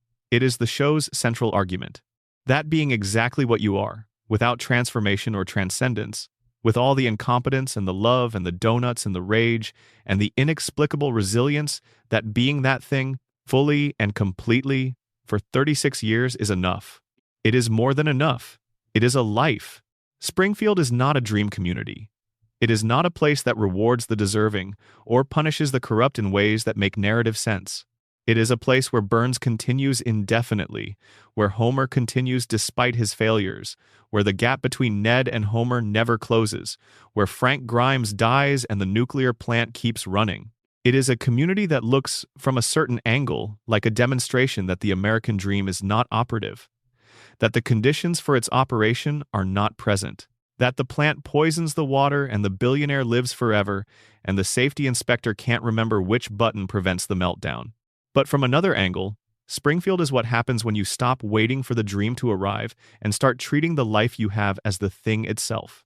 Homer is not waiting to become someone else. He has never waited to become someone else. He is, completely and without reservation, himself. He is a safety inspector who falls asleep at his workstation, and a husband who loves his wife beyond reason, and a father who will do anything to get his children what they need, even when what they need is something he cannot understand.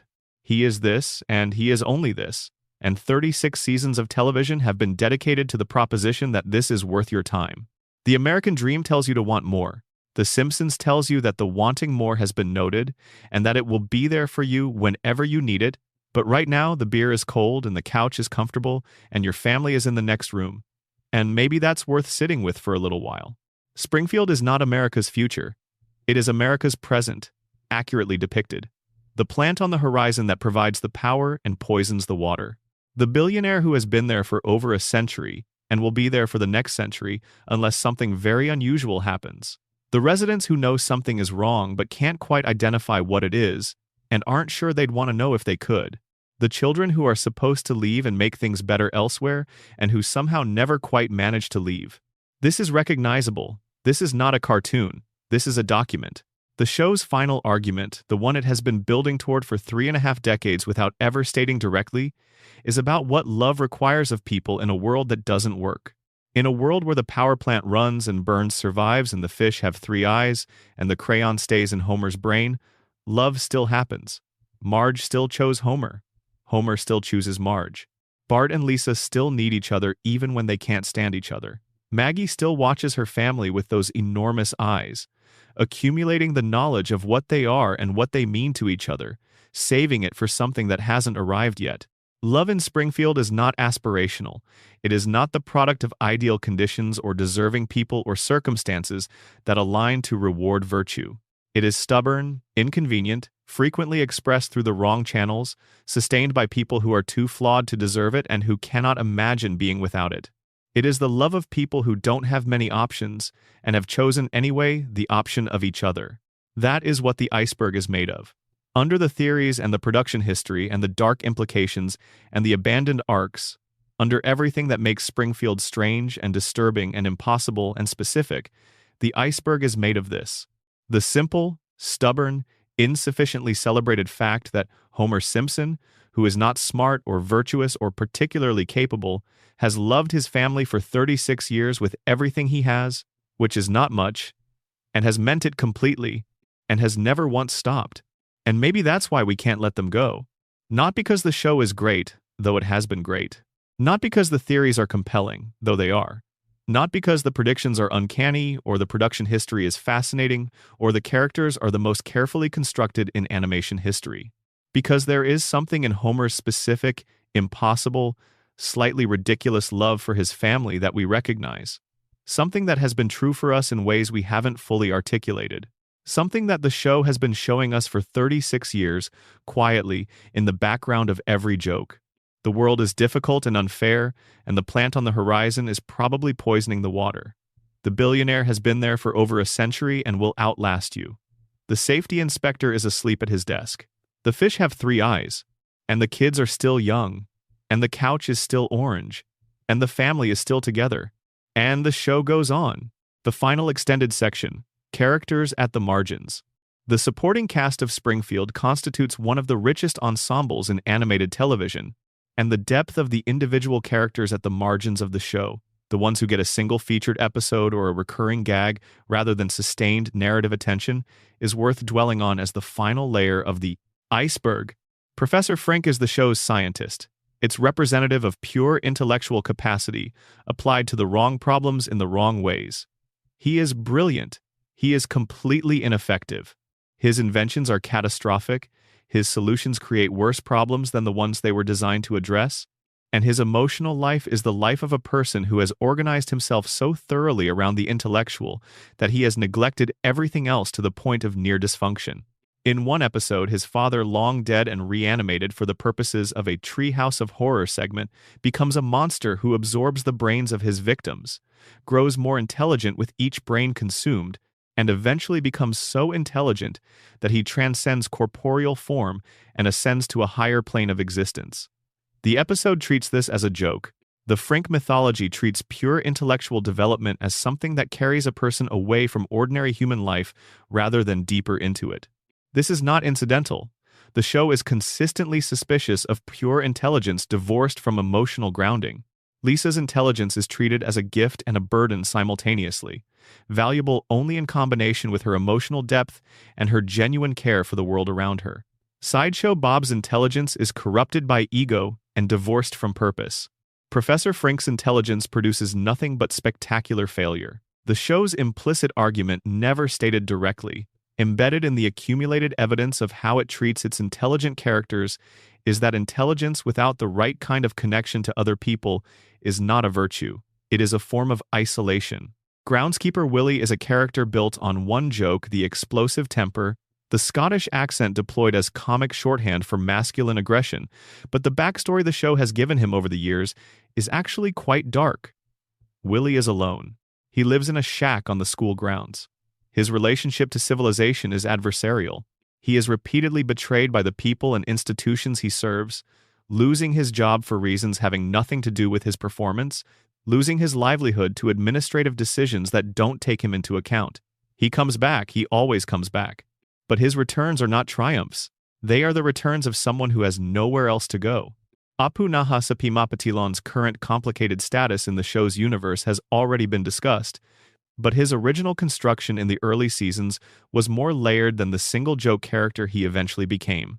He was depicted in early episodes as a man with genuine cultural pride, a specific sense of his own value, a life that contained complexity and aspiration.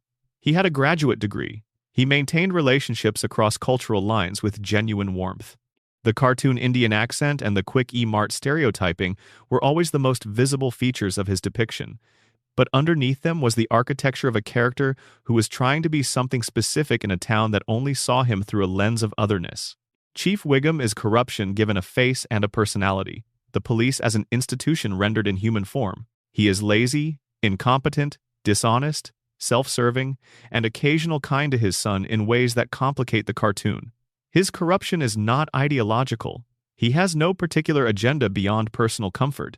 He takes bribes because the money is nice. He ignores crimes because the work of addressing them is inconvenient. He misidentifies suspects because identifying the right one requires more effort than he's willing to make. He is a perfect satirical portrait of institutional decay, the slow erosion of a public institution's function when the individuals within it have no particular commitment to its stated purpose. The Wiggum family dynamic, Clancy and his wife Sarah, and their son Ralph, is one of the show's most consistent sources of warmth at the margins. Ralph Wiggum, who has become famous primarily through the internet as a source of non-sequitur absurdist quotes, is in the show a child who is either severely limited in his cognitive functioning or operating on a register that doesn't translate to the social world around him, depending on how you read him. His statements about cats and his sidecar and his feelings seem to come from a completely different framework of reference than everyone else's. He is, in a show full of people whose relationship to reality is distorted in various ways, perhaps the most purely himself, the least concerned with whether what he says makes sense to others. Mayor Quimby is Kennedy, not a version of Kennedy, not inspired by Kennedy, but Kennedy, the accent, the political style, the casual corruption, the serial infidelity, the hollow populism, all transplanted from a specific person into a cartoon character and sustained across 3 decades.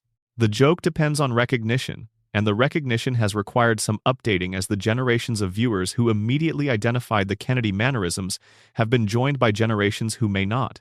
But Quimby's function as the representative of electoral democracy in a town where democracy functions as a legitimizing mechanism for the continuation of existing power arrangements remains consistent.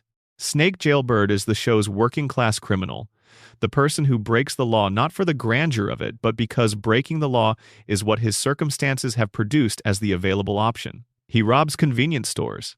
He speaks in a dated California slang. He has a tattoo of his own name. He is repeatedly arrested and imprisoned and released and arrested again. His criminal career is as subject to the reset button as everything else in Springfield. He never genuinely learns from his arrests, never genuinely changes, never appears to be building toward anything except the next convenience store robbery. Under the radiation theory, Snake is a product of his environment. Under the collective denial theory, he is part of the criminal element that Springfield's institutions process and return rather than genuinely address. Under the coma theory, he is a background character in Homer's dream, representing Homer's vague awareness that not everyone in Springfield has Homer's particular form of accidental stability. Nelson Muntz is perhaps the most economically specific character in the supporting cast. His poverty is not incidental, it shapes everything about who he is and how he operates in the world. His absent father and overwhelmed mother and inadequate housing are depicted with more specificity than the show usually brings to the economic circumstances of secondary characters, and the result is a portrait of childhood poverty that sits uncomfortably alongside the comedy the character is usually used to generate. Nelson is the school bully. He performs aggression and superiority toward children he perceives as weaker or more vulnerable. The performance is legible as a defense mechanism rather than genuine confidence, a child who has very little acting, as if he has more as a survival strategy in an environment that would otherwise classify him as the bottom of the hierarchy. His friendship with Bart, genuine in the show's construction, despite its complications, is one of the warmest relationships in the Springfield universe. 2 boys who, for different reasons, exist partially outside the social arrangements that constrain everyone else, finding in each other something like recognition. Milhouse Van Houten is the show's designated sufferer, the child whose function is to be pathetic in ways that illustrate what the world does to people who are not equipped to withstand it.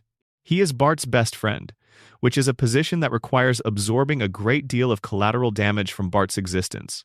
He is hopelessly in love with Lisa, who likes him but is not in love with him. A situation that the show returns to regularly as a source of gentle comedy that is, if you look at Milhouse with any sympathy, genuinely sad. Milhouse will be okay. The show has shown you glimpses of his future in at least one flash-forward episode. He achieves something like contentment, married to Lisa, living a life that doesn't resemble the childhood but carries its marks. But in the permanent present of Springfield, he is 10 years old and suffering the specific, ongoing suffering of being the kind of person that the world doesn't make easy. The kind of person who cares too much and wants too obviously and trusts people when trusting them will cost him and keeps showing up anyway. There is something in Milhouse that the show has never explicitly acknowledged as significant, but which the attentive viewer carries. He is probably the character most like the average viewer of the show. Not Homer, whose resilience is superhuman and whose failures are cartoon magnificent. Not Lisa, whose intelligence is extraordinary. Milhouse, anxious, devoted, frequently humiliated, trying his best within the limits of what he has available, loving people who don't love him back in quite the same way, persisting because what else do you do? The Simpsons is a show about a family, but the family is held by a community, and the community is full of people who are also having their lives quietly, in the background, in the margins of episodes that follow The Simpsons into whatever this week's situation is. Each of those background people has a theory and a history and a relationship to Springfield's impossibilities. Each of them is subject to the radiation and the collective denial and the floating timeline. Each of them, in the coma theory, is a product of Homer's mind constructing the world it needs. And each of them, looked at carefully, is a recognizable human type: the honest scientist, the lonely groundskeeper, the corrupt official, the working-class criminal, the anxious child, the bully hiding his fear. Springfield is full of people. That is the simplest and most important thing about it. Despite all the cartoon impossibility, despite the yellow skin and the four fingers and the plant on the horizon that shouldn't be running, Springfield is full of people who feel like people, who carry their specific disappointments and specific hopes through their specific Springfield days with the specificity that separates genuine characterization from type. The iceberg runs down through all of these people, through every theory and every dark implication and every abandoned arc. Through Burns's immortality and Maggie's silence, and Ned's programmed kindness, and Homer's crayon, and Mona's exile, and the human skeletons in the basement, through every prediction that came true and every one that didn't, through the Harvard writers and the removed episodes and the production feuds and the showrunner transitions, through the floating timeline and the geographic impossibility and the town that voted to exile the truth, all the way down to the place where it compresses into a single thing. A family on a couch, watching television, together. That's all Springfield ever was. That's all the iceberg ever pointed to. A family watching television, together. And the show goes on. Good night, Springfield. Good night, wherever you are. The couch is orange, the beer is cold, the kids are still young. See you next episode. End of script. Total estimated word count, approximately 42,000 words. Expanded section. The psychology of Homer Simpson. To understand Springfield from the inside, you have to understand Homer Simpson from the inside. And that is a project that the show has spent 36 seasons on without completing, because Homer is not the kind of character who completes. He is the kind of character who continues. The psychology of Homer Simpson begins with the simplest possible observation. He is a man who wants very little and receives it imperfectly, repeatedly, without ever quite settling into gratitude or resentment. He wants food, he wants beer, he wants his family nearby, he wants the couch and the television and the comfortable weight of a domestic life that asks nothing of him beyond his physical presence and occasional emotional availability. These are not ambitions. They are the smallest unit of human desire, the desire to be comfortable, to be surrounded by people who love you, to not be cold or hungry or alone. And yet the show has managed to make these desires the engine of nearly 800 episodes of television. Not because Homer's desires are interesting in themselves, they aren't, by any conventional metric of what makes a character interesting, but because of the gap between what Homer wants and what the world keeps giving him. The world gives Homer his desires wrapped in catastrophe. The food arrives, but it requires a journey. The beer is cold, but getting to it involves 3 acts of escalating disaster. The family is nearby, but they need things from him that he doesn't always have the equipment to provide. Homer's psychology is the psychology of a man in a permanent state of mild, confused suffering. Not the acute suffering of someone experiencing a specific loss, but the chronic, low-grade confusion of someone who can see what he wants clearly and cannot understand why the path to it keeps developing unexpected complications. He falls down, he gets up. He doesn't learn why he fell down. The cognitive equipment for that analysis isn't fully operational, but he finds himself back on his feet with a willingness to try again that is either stupidity or a kind of profound stubbornness, depending on how you read it. The crayon is the symbol the show chose for Homer's cognitive limitation, and it is a genuinely inspired choice because a crayon is a child's instrument. a thing used for coloring, for making pictures, for the early creative work of someone who hasn't yet developed the more sophisticated tools that adults use. Homer's intelligence was never removed by disease or injury alone. It was arrested by a child's object, by the thing a child might stick in their nose without fully understanding why, in a moment of childhood experimentation that the adults around him failed to notice or chose not to address. The crayon in the brain is Homer's childhood preserved in physical form inside his skull.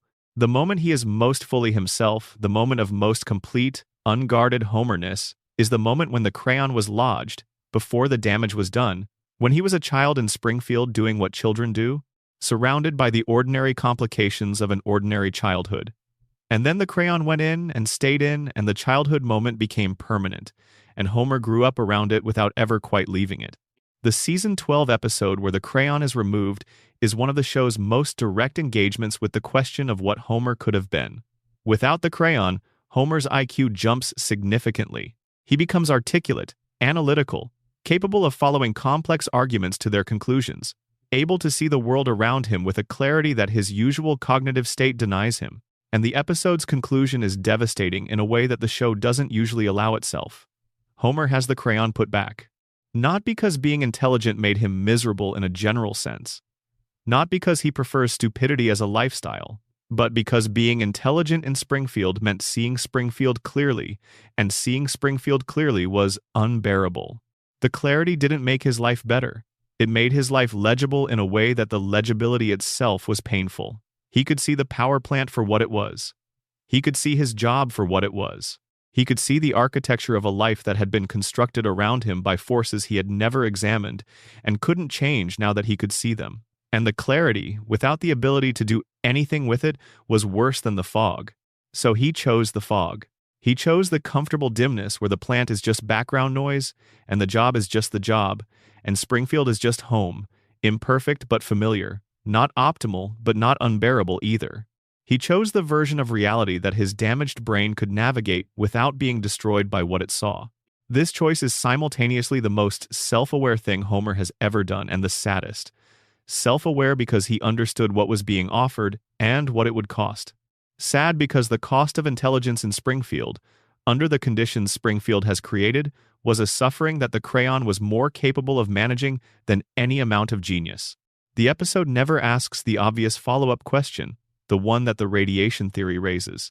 What if the clarity Homer found without the crayon was not just clarity about his individual life, but clarity about what had been done to him? What if the moment he could see his job for what it was, he was also seeing for the first time that the person who gave him that job was the same person who had driven his mother underground? What if intellectual clarity meant not just emotional pain but an understanding of the specific, deliberate construction of his suffering? If Homer understood truly, fully understood the connection between Burns and Mona, between the power plant and the crayon lodging that wasn't properly diagnosed, between his own cognitive impairment and the institutional forces that benefited from it, could he have remained in Springfield at all? Could he have gone back to the plant? Could he have continued strangling his son on the couch in the evenings, with the innocent brutality that the show plays as warmth? Probably not. Which is why the crayon went back in. Not just to restore Homer's comfort, but to restore the system's stability. A Homer who understood his situation would be dangerous. Not to Burns. Burns is too insulated for individual understanding to threaten him directly, but to the dream, to the story, to the thing that the coma theory says is all that Homer has left. If Homer understands the dream as a dream, the dream ends. So Homer goes back to the fog, and Springfield continues, and the plant keeps running. And somewhere in the background, just barely visible on the horizon, Burns watches from the penthouse of the plant with the particular patience of a man who has been watching for over a century and who has learned that the safest thing is always to let people choose the comfortable lie over the uncomfortable truth. They always choose the lie. Burns has seen it many times. Springfield is not unique in this. He has simply found the most efficient way to arrange for the choice to be available. The psychology of Homer's marriage adds another layer to this portrait. Marge Simpson chose Homer. This is the foundational mystery of the show, more mysterious in some ways than anything in the iceberg proper, because Marge is clearly capable of seeing Homer accurately and has chosen to be with him anyway. She is not deluded about who he is. She does not have a romanticized image of Homer that his actual behavior fails to disrupt. She has lived with him for decades, has watched him fail in ways large and small, has absorbed the consequences of his failures, and has remained. The early seasons provide an answer to why, and the answer is straightforwardly the best thing in the show. Marge chose Homer in high school because she saw something in him that the show itself spends decades intermittently revealing. Homer Simpson, at his best, is capable of a kind of love that is total and uncalculating and completely unself-conscious. When Homer loves, he loves without strategy, without maintenance, without the self-monitoring that makes most adult love an exercise in performed commitment. His love for Marge is simply there, as much a part of him as his appetite for food or his capacity for sleep, present in every interaction, even when the interaction is a disaster. Marge saw this in high school. She has been betting on it ever since. Not blindly, Marge is not blind about Homer, and the show doesn't ask you to pretend she is, but with the specific knowledge of someone who has decided that the quality she values in him is worth the cost of everything else he is. The cost is not trivial, but the quality is genuine. The show has tested this commitment repeatedly and never broken it. Marge has come close to leaving. There have been episodes where the relationship is under genuine strain, where Homer's failures accumulate to a point that the audience can see the weight of them pressing on Marge in ways that produce real sympathy. But she stays.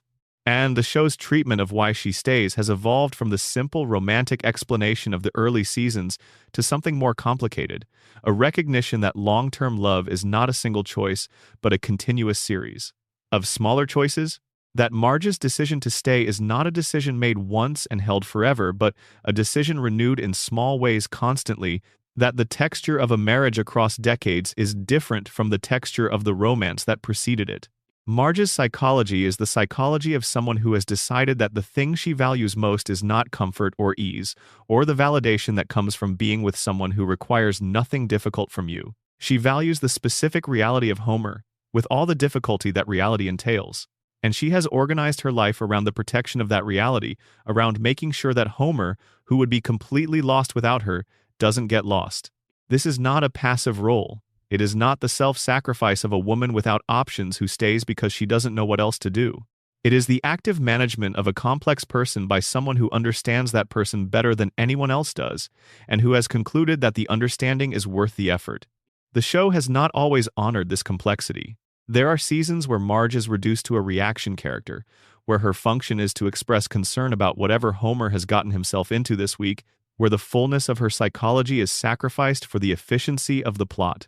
But the early seasons, and the best episodes of later seasons, return to the full Marge, the one who has fears of her own, desires of her own, a relationship to the world that doesn't pass through Homer, a competence and creativity and capacity for enjoyment that exists independent of her role in the family.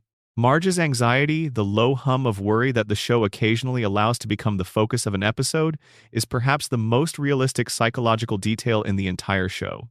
She has organized her life around a man who requires constant management, around children who are each a different kind of challenge, in a community that is quietly more disturbing than its surface suggests.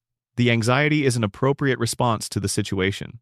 The question the show asks is not whether her anxiety is justified, it clearly is, but what she does with it, and whether the things she does with it are sustainable. The answer, across 36 seasons, seems to be barely. The anxiety is managed, not resolved. The marriage is maintained, not perfected. The family is held together by the specific combination of Marge's vigilance and Homer's resilience and the children's capacity to surprise, and the show's fundamental commitment to the premise that this particular arrangement is the one we are watching. And it holds. Imperfectly, expensively, at cost, it holds. Expanded section. Burns and the Philosophy of Power. Charles Montgomery Burns has been alive for over a century. He has, by the show's most conservative accounting, been consciously managing his own power and his own survival for longer than most institutions have existed. He has outlasted governments, economic systems, cultural movements, and several generations of the very people he employs. He is, in the Springfield universe, the closest thing to a permanent feature of the landscape, as fixed and as inevitable as the plant on the horizon. The philosophy of power that Burns embodies is not complicated. It is in fact the simplest possible philosophy. Power is for the accumulation of more power, and everything else is instrumental. Burns does not pursue wealth because wealth makes him happy. He does not pursue longevity because he particularly enjoys being alive. He pursues these things because they are extensions of power, because a man with more resources has more power, and because a man who lives longer has more time to accumulate resources. The system is closed, self-referential, and efficient in a way that makes it resistant to any external challenge. What makes Burns interesting as a character, rather than merely as a symbol, is the specificity of his personality. He is not a generic villain. He has specific tastes, he prefers certain eras, has a particular relationship to history that expresses itself in outdated references and anachronistic expectations, maintains aesthetic preferences that reflect his formation in a century other than the one he currently inhabits. He is bewildered by modern technology in ways that are specific and consistent.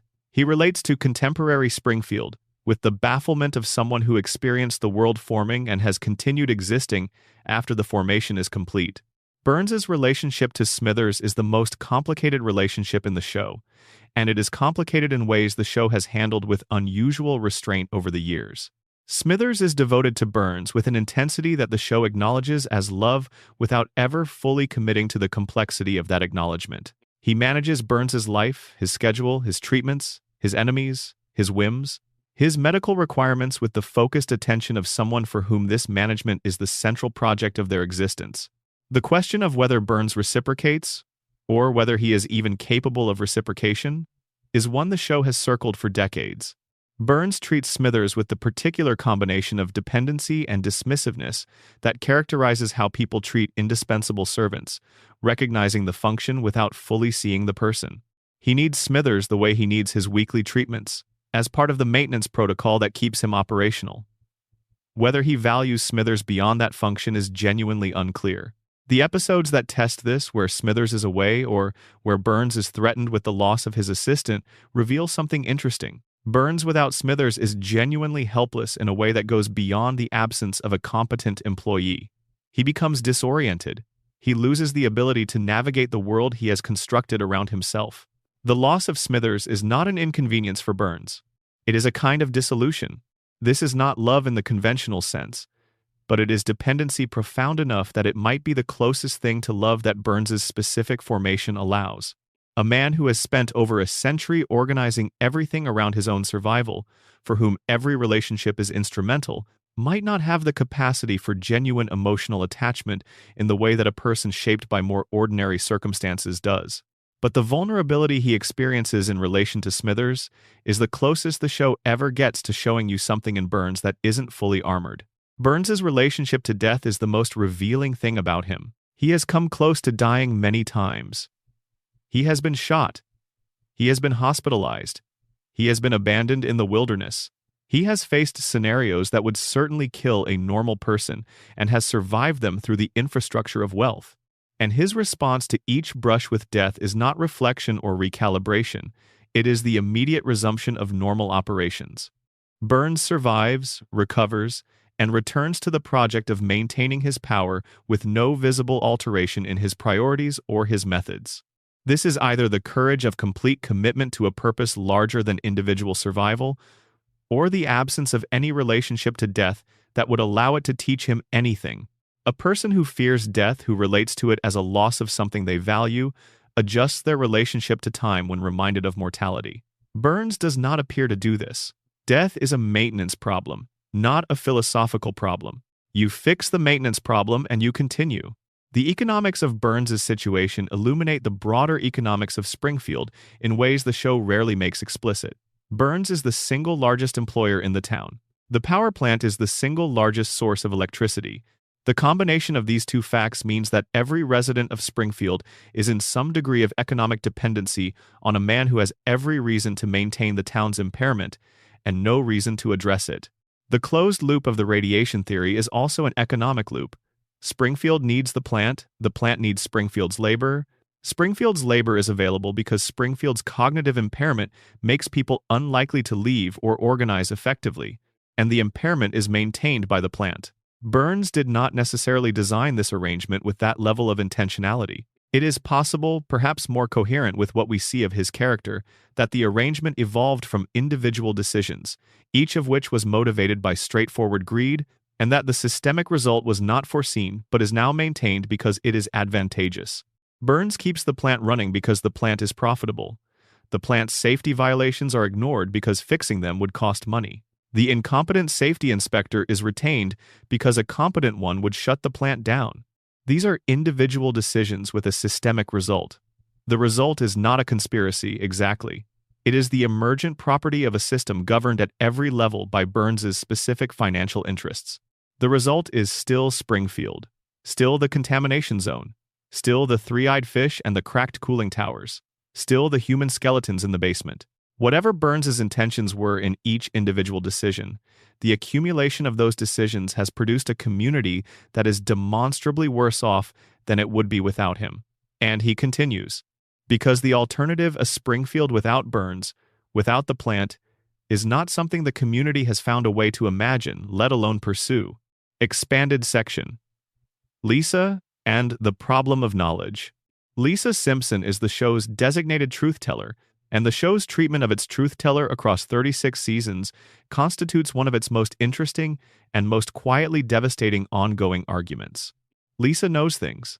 This is her fundamental characteristic, more fundamental than her saxophone playing or her activism or her specific ethical commitments. She knows things, and she knows that she knows them, and she is constitutionally unable to keep the knowledge to herself when it seems relevant to a situation. She speaks up. She presents evidence. She makes her case. And Springfield ignores her. Consistently, reliably, across 36 seasons, the pattern holds. Lisa identifies something true about the situation around her, articulates it with clarity and supporting evidence, and the community either dismisses her, actively opposes her, or processes her insight in a way that neutralizes it without acting on it. The Jebediah Springfield episode is the clearest statement of this pattern, because in that episode, Lisa gets everything right, finds the confession, confirms it's authentic, makes the case to the community, and then herself chooses not to follow through. She sees the truth and decides not to force the community to reckon with it. She protects the myth.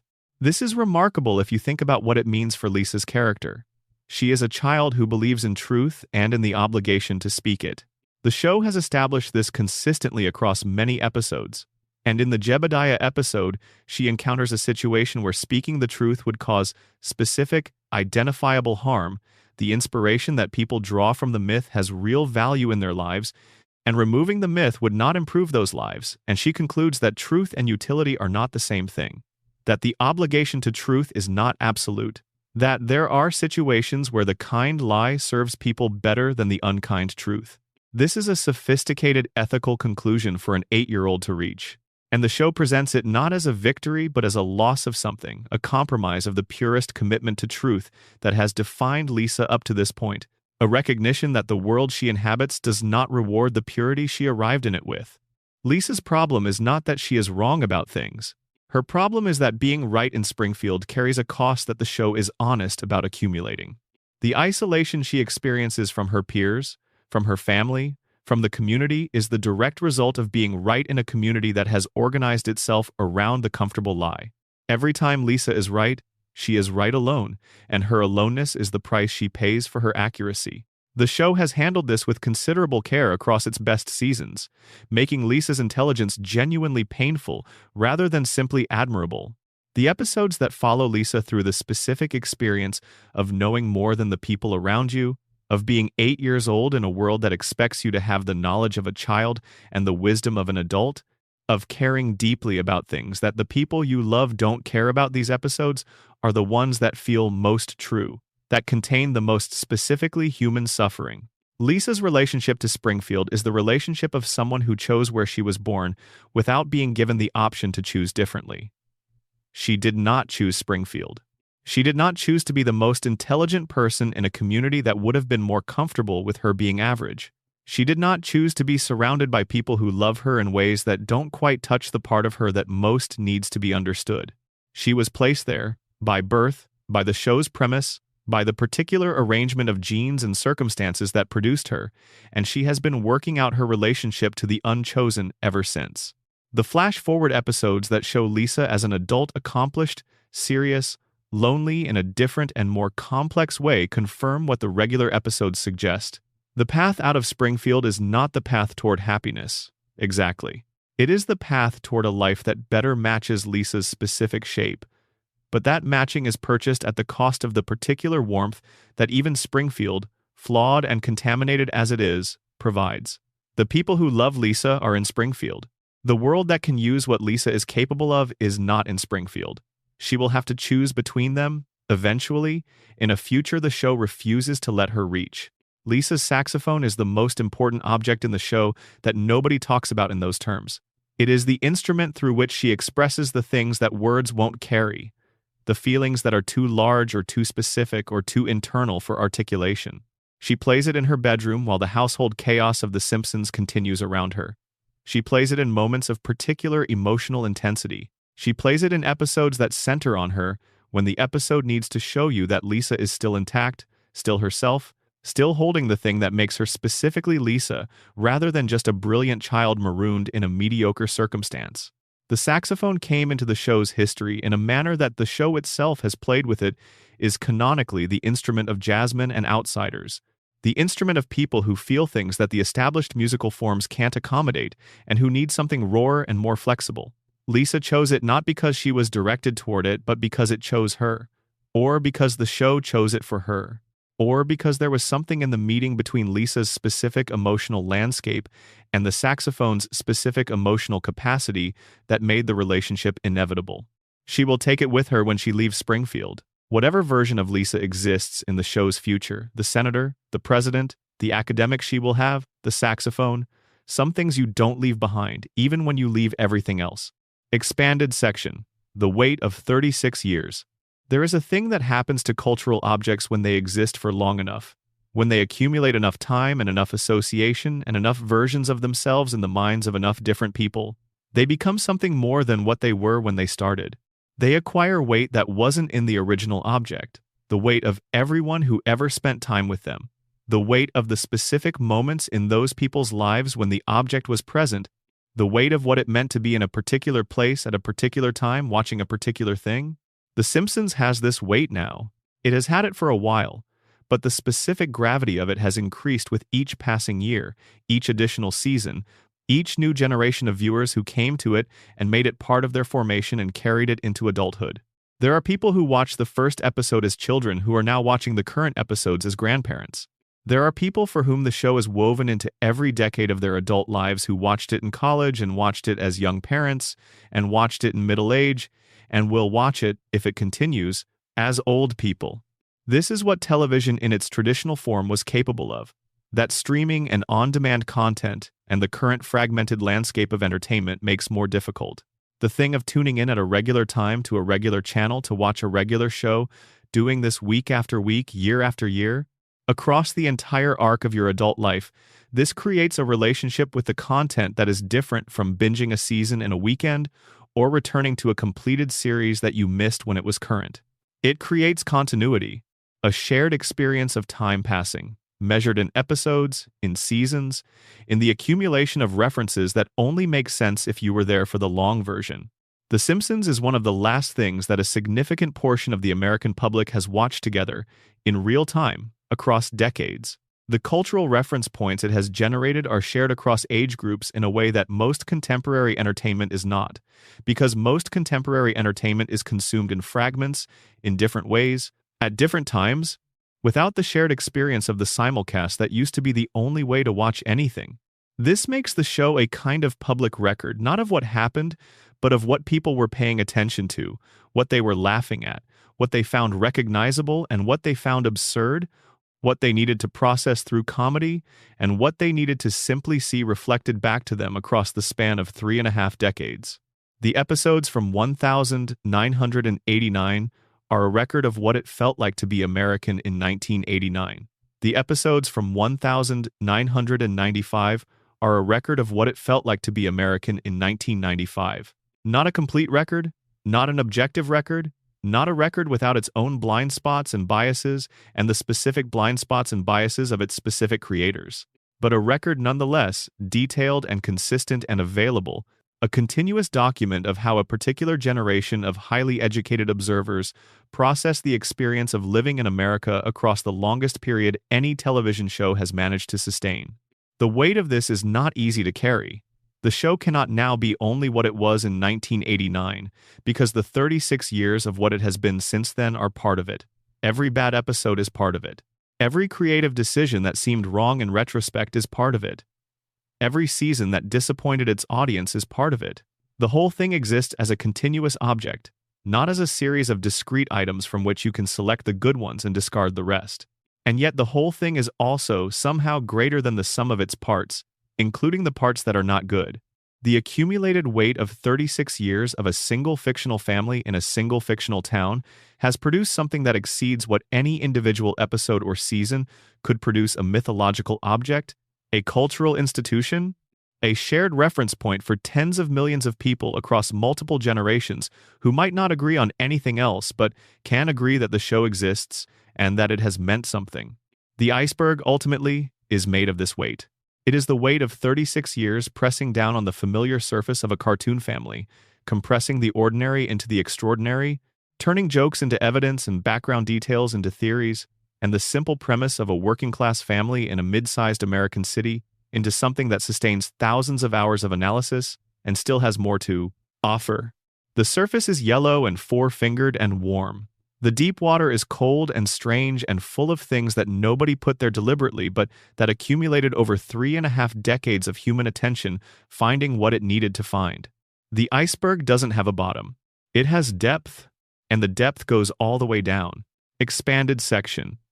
What the show knows about itself.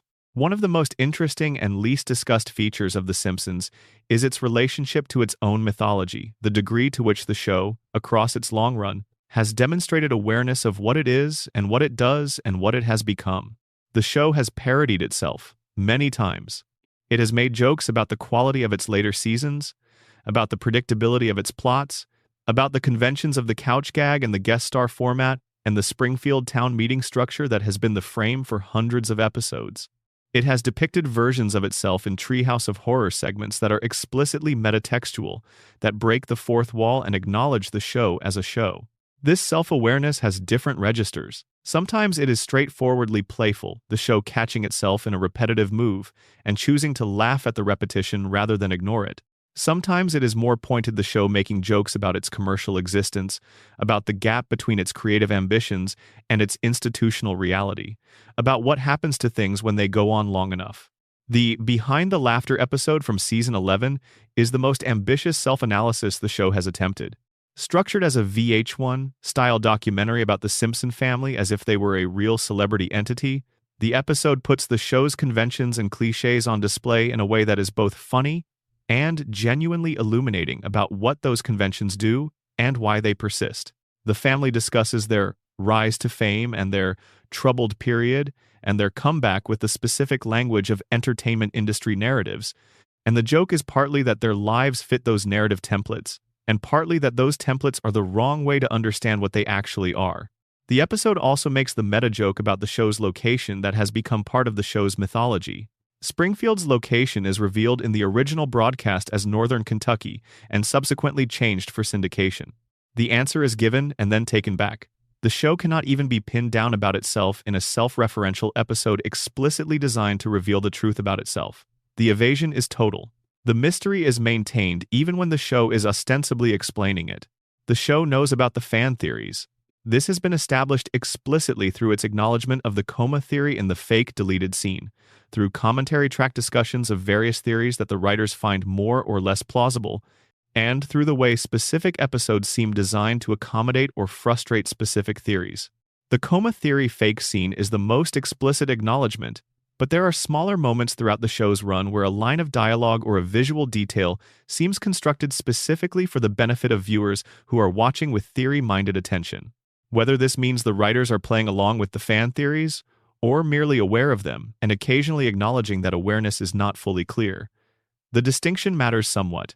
A show that is playing along with fan theories is doing something metatextual and deliberate. A show that is merely aware of them and occasionally winking in their direction is doing something more passive. Both are interesting, but they are different.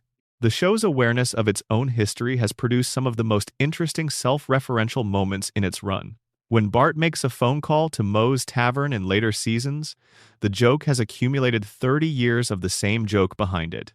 The prank call is not just a prank call anymore. It is the latest in an unbroken series of the same prank call, and the specific pleasure of it in the later seasons is different from the pleasure of it in the earliest seasons. It is now partly the pleasure of recognition, of the thing you have always known still being there, of the continuity that the show maintains simply by continuing. The couch gag has evolved in ways that make it one of the most formally interesting recurring elements in the history of television.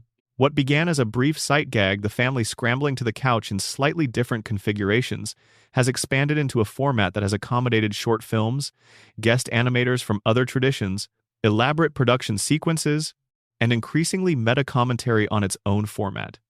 Guest animators have been invited to create couch gags in their own style, which has resulted in sequences that look nothing like The Simpsons aesthetically, but occupy the same slot in the same structure, a reminder that the format is the constant and the content within it is infinitely variable.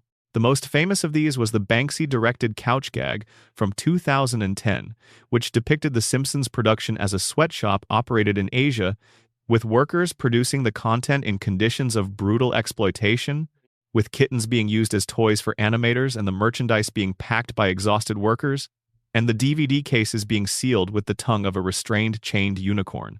It was a piece of anti-capitalist agitprop aired during the opening sequence of a primetime animated show on a major American network, and it was permitted by Fox because it was in the couch gag slot, and it was directed by an anonymous street artist whose identity was legally indeterminate, and the calculus of allowing it versus the cost of the controversy from not allowing it apparently came out in favor of airing it.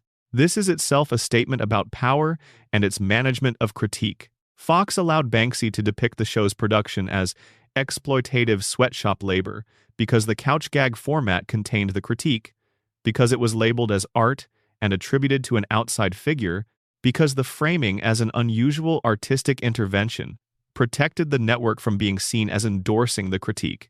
The critique was allowed because it was bracketed, and the bracketing made it safer than suppressing it would have been. The show knows about bracketing. It has been bracketing uncomfortable truths inside comedy for 36 years. The dark implications of the radiation theory are bracketed inside jokes about Homer's incompetence. The tragedy of Ned Flanders' psychological imprisonment is bracketed inside the running gag of his irritating niceness. The systemic horror of Burns' relationship to Springfield is bracketed inside his comic villainy. The show has learned, over decades, exactly how much darkness can be accommodated within a comedy framework before the framework breaks, and it has consistently stayed just inside that limit. Except when it doesn't. Except in the moments Homer's mother dying, Lisa's isolation, Frank Grimes' death when the bracket opens and the darkness escapes the joke and lands directly, without the comedy cushioning it. These are the moments the show is most fully itself.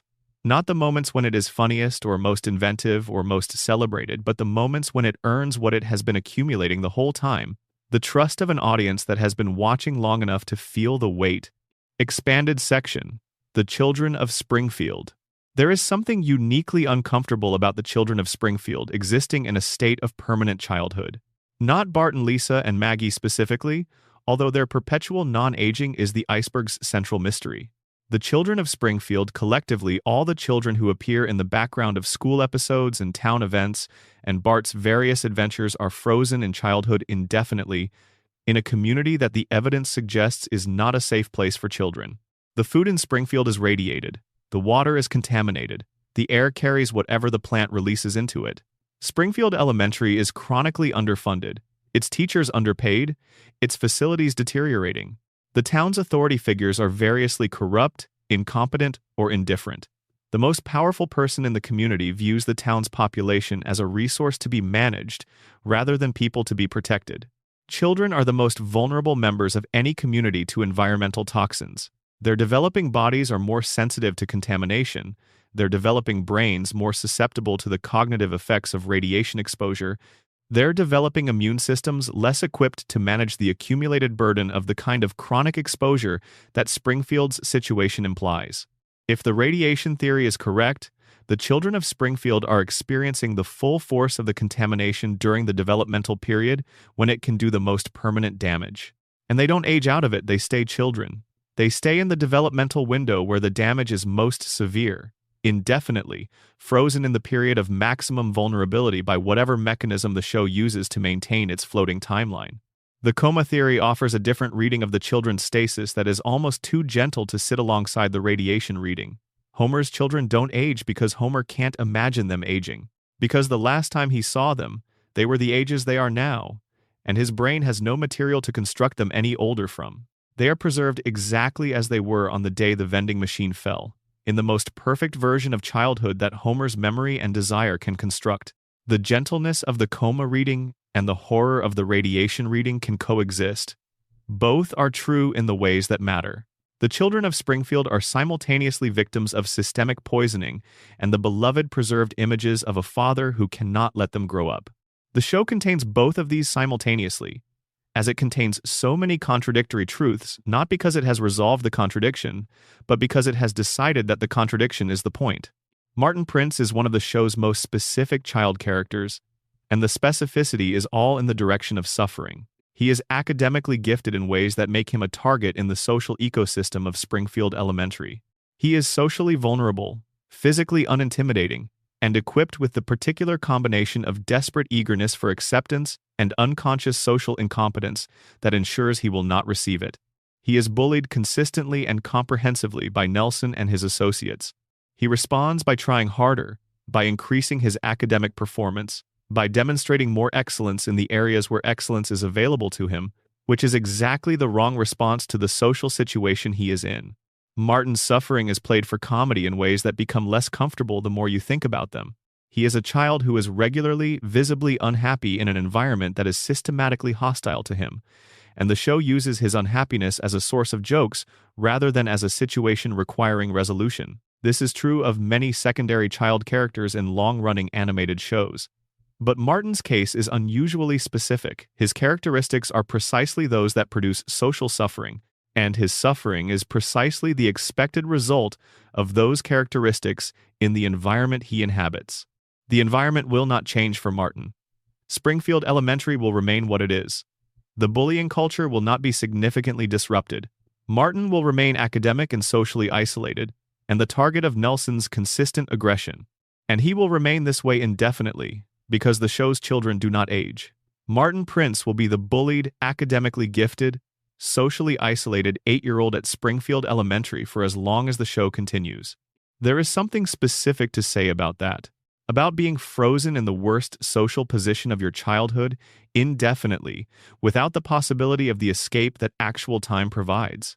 Actual children grow up and leave Springfield Elementary and find environments where their specific qualities are valued rather than punished. Martin doesn't get to do that.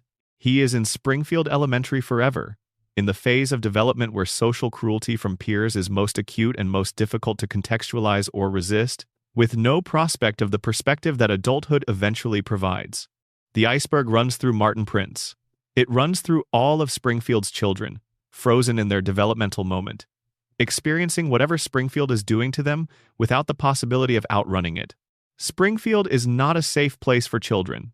It has never been a safe place for children, and the children of Springfield will never grow up enough to leave it. Final coda: a letter to Springfield. There is a tradition in fan communities around long-running fictional worlds of writing letters to the works themselves, acknowledging the relationship in a form that reflects its actual intimacy, which is the intimacy of someone who has spent years with a place and its people, and who finds the relationship has become something that doesn't have a cleaner name. This is that letter. Dear Springfield, we have spent 36 years with you. Some of us have spent more of our lives in your company than in the company of people we have known in person. We have watched your family through catastrophe and recovery and catastrophe again, through seasons when you were at your best and seasons when you were something less than that, through the changing of your writing staff and the departure of characters and the arrival of new ones, and the long, slow drift of your cultural context away from the moment that produced you. You are not what you were. Neither are we.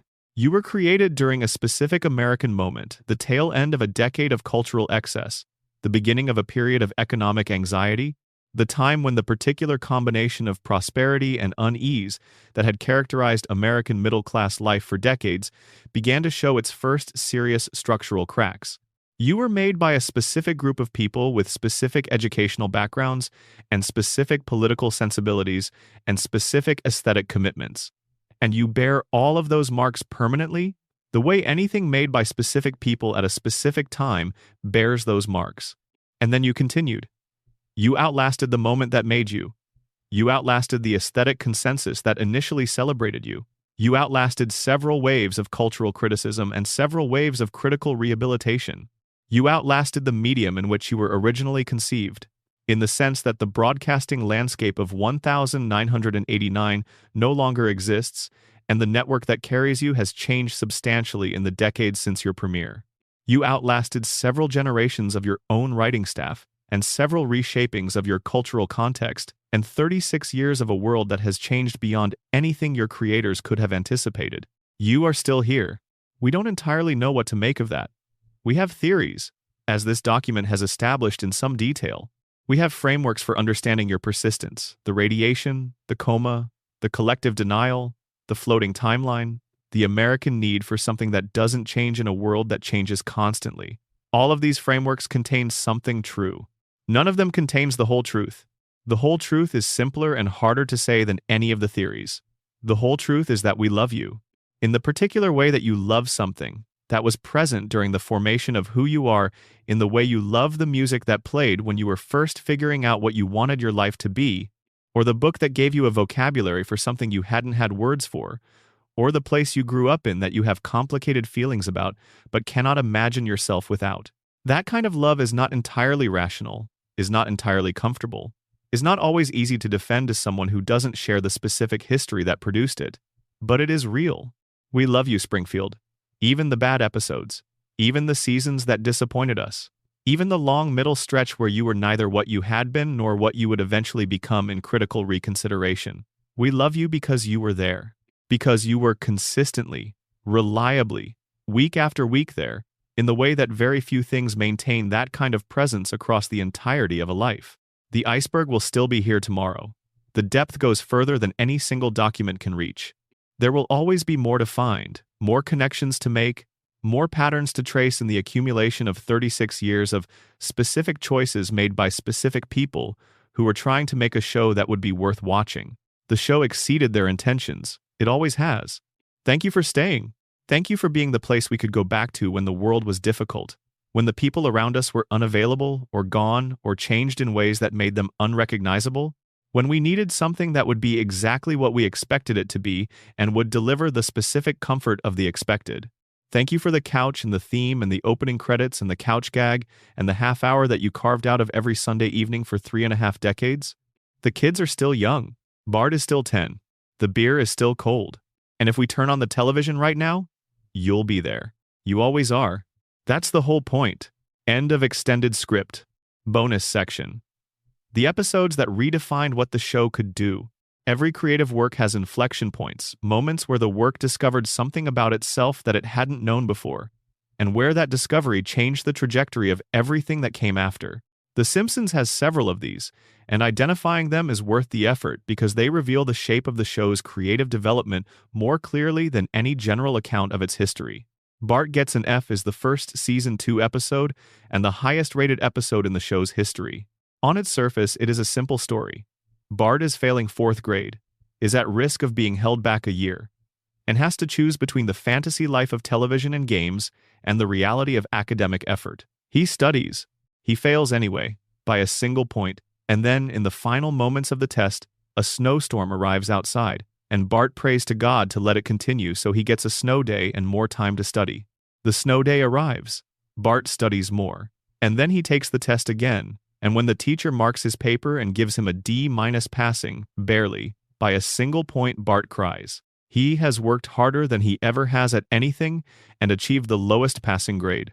And the tears are real tears, not cartoon tears, not the broad emotional display of a character processing a big moment, but the specific, unglamorous relief of someone who genuinely wasn't sure they could do the thing and discovered, at the last possible moment, that they could, barely. This episode established something about the show's emotional register that the rest of the series built on. It proved that the show was capable of genuine pathos, that its characters could be made to feel something without the episode becoming a different kind of show. It found the tone comedy and real feeling simultaneously occupying the same frame without either canceling the other that the best episodes would maintain throughout the run. Lisa's substitute from Season 2 introduced the character of Mr. Bergstrom, Lisa's substitute teacher, the one adult outside her family who has recognized what she is and treated her accordingly. The episode culminates in a scene where Bergstrom has to leave. He is a substitute. His placement is temporary. The permanent teacher will return, and he gives Lisa a note that says, simply, "You are Lisa Simpson." The meaning of the note is that her identity is her own, that who she is does not depend on the presence of anyone who recognizes it, that she carries herself with her wherever she goes. It is a devastating scene. It works because the show earned it, spent the episode carefully establishing what Bergstrom gives Lisa that no one else does, the experience of being fully seen and taken seriously, and then took that experience away in the most abrupt way possible, the way good things get taken away, not through catastrophe but through the simple expiration of circumstances. He was a substitute. Substitutes move on. The world doesn't arrange itself to keep the good things available to you. Lisa cries. Homer, who has been dismissive of Bergstrom throughout the episode, does something remarkable for Homer. He holds his daughter and says exactly what she needs to hear.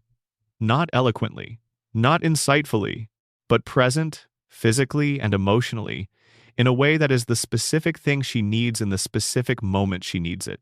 This episode established the emotional weight that Homer's love for Lisa carries. Not articulate love, not demonstrative love, but the specific love of a father who may not understand his daughter but will hold her when she needs to be held and who will, somehow, in the moment of highest need, find the right thing to say. Last Exit to Springfield from Season 4 is the episode most critics identify as the artistic peak of the show. It contains everything the show is capable of: satire, character comedy, physical comedy, emotional depth, formal invention, literary allusion. The whole episode is a loose parody of How the Grinch Stole Christmas, as well as a commentary on labor relations compressed into 22 minutes that feel continuously inventive from beginning to end.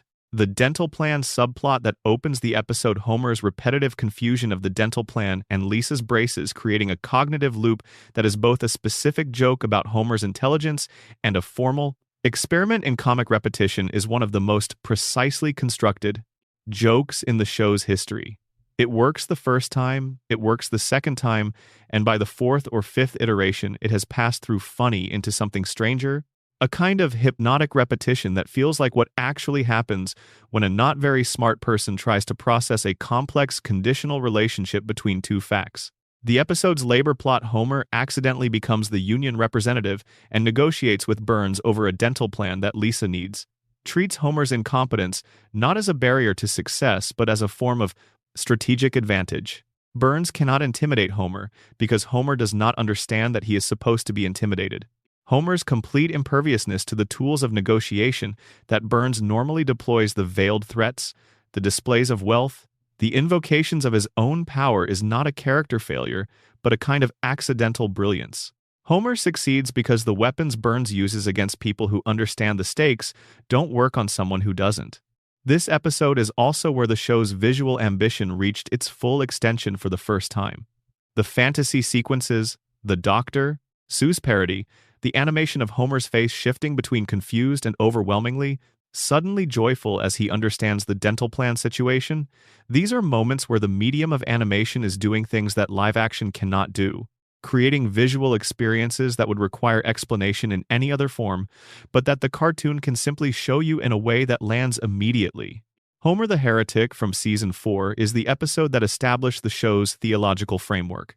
Homer having an actual conversation with God, the show's universe confirming the existence of a divine entity who engages with individuals, the specific implication of that confirmation for a town where the most devout man is consistently ignored by the divine, while the least observant man receives personal attention. The episode is also the one where Homer makes the argument that the show quietly endorses, or at least takes seriously for its entire run.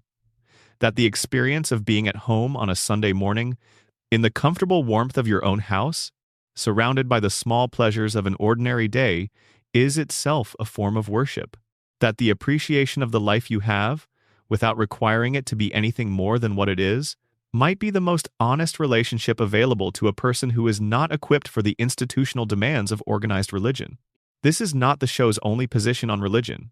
The show has depicted religious faith with genuine respect in other episodes, has treated Ned Flanders' faith as real and valuable even in the episodes where it is tested. But the Homer theology, the theology of gratitude for the ordinary, is the one that the show returns to most consistently. The one that is most embedded in the show's basic premise and its basic pleasure. You Only Move Twice from Season 8 is the episode that most completely illuminates the show's relationship to ambition and success. Homer takes a new job at Globex Corporation and moves the family to Cypress Creek, a perfect planned community run by the charismatic and frighteningly competent Hank Scorpio. Homer thrives. He is appreciated, recognized, given responsibility that he handles well in the context of a job that is a better match for him than the power plant has ever been.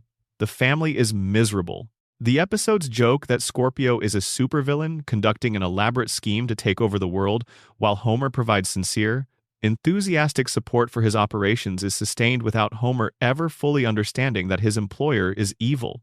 Homer's relationship to Scorpio is the relationship he has always wanted to have with an employer.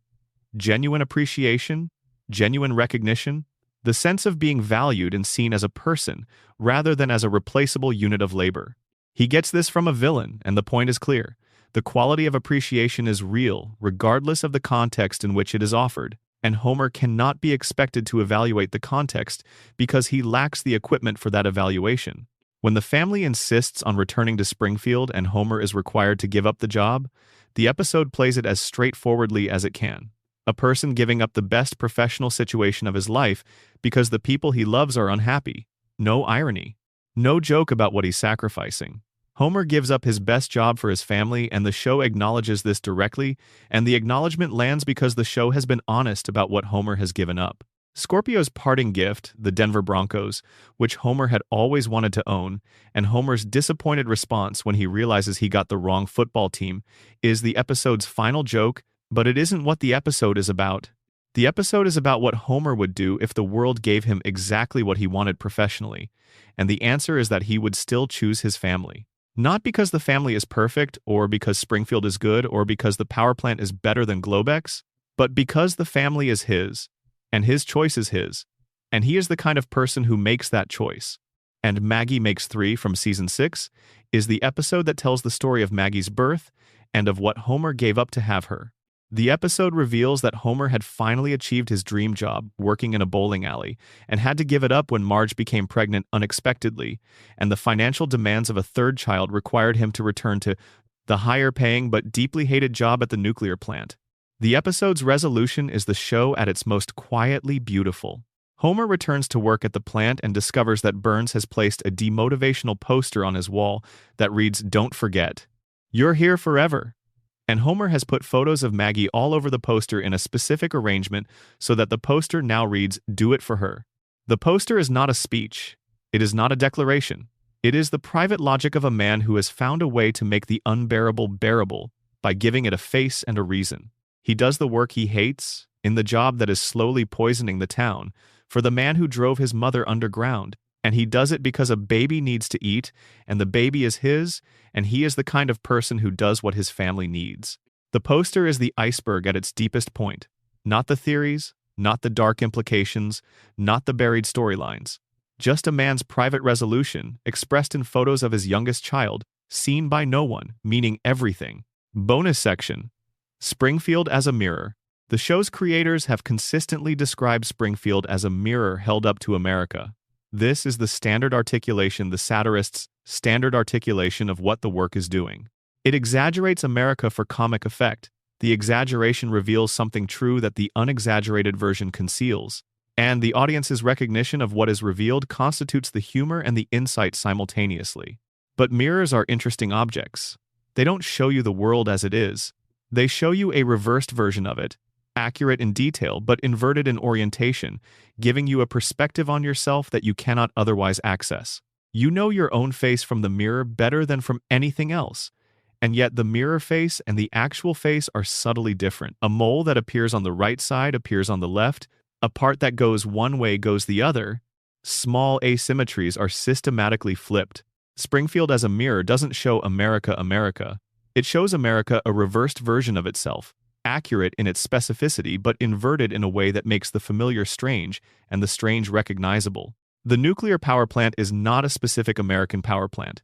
It is a version of all American power plants, reversed and clarified and made legible in a way that specific individual plants are not. Burns is not a specific American billionaire. He is a version of all American billionaires, clarified and reversed and given a specific face and a specific set of quirks that make the underlying structure visible. The reversal that the mirror performs is the reversal of comedy. Comedy takes the painful and makes it funny. Comedy takes the frightening and makes it manageable.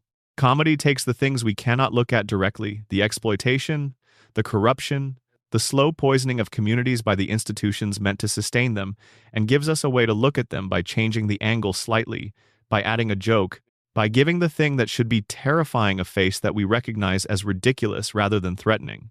The Simpsons has been performing this reversal for 36 years, taking the things that America finds difficult to look at directly and showing them through the glass, reversed and contained and made bearable by the comedy that surrounds them. The power plant is funny. Burns is funny. Homer's incompetence and the town's collective amnesia and the cracked cooling towers and the three-eyed fish are all, in their way, funny. The comedy is doing the work of the mirror, making the reflection available, making it possible to see, making it something you can look at rather than something you have to turn away from. But mirrors are also passive. They show what is in front of them. They don't judge. They don't intervene. They don't change the thing they reflect. You can look at your reflection in a mirror for a lifetime, and the reflection will not make you different. The recognition it provides is the first step toward change, but not the change itself. The show has reflected American life for 36 years. The question it has never fully answered, and perhaps cannot answer within the form it occupies, is whether the reflection has made any difference. Whether the town that looks into the Springfield mirror and recognizes itself has done anything with that recognition. Whether the comedy has been a way of looking at the difficult things and then working to change them, or a way of looking at the difficult things and then going back to the couch. The iceberg contains both possibilities. The theories are acts of recognition, people looking at Springfield and seeing the mirror clearly enough to describe what it shows.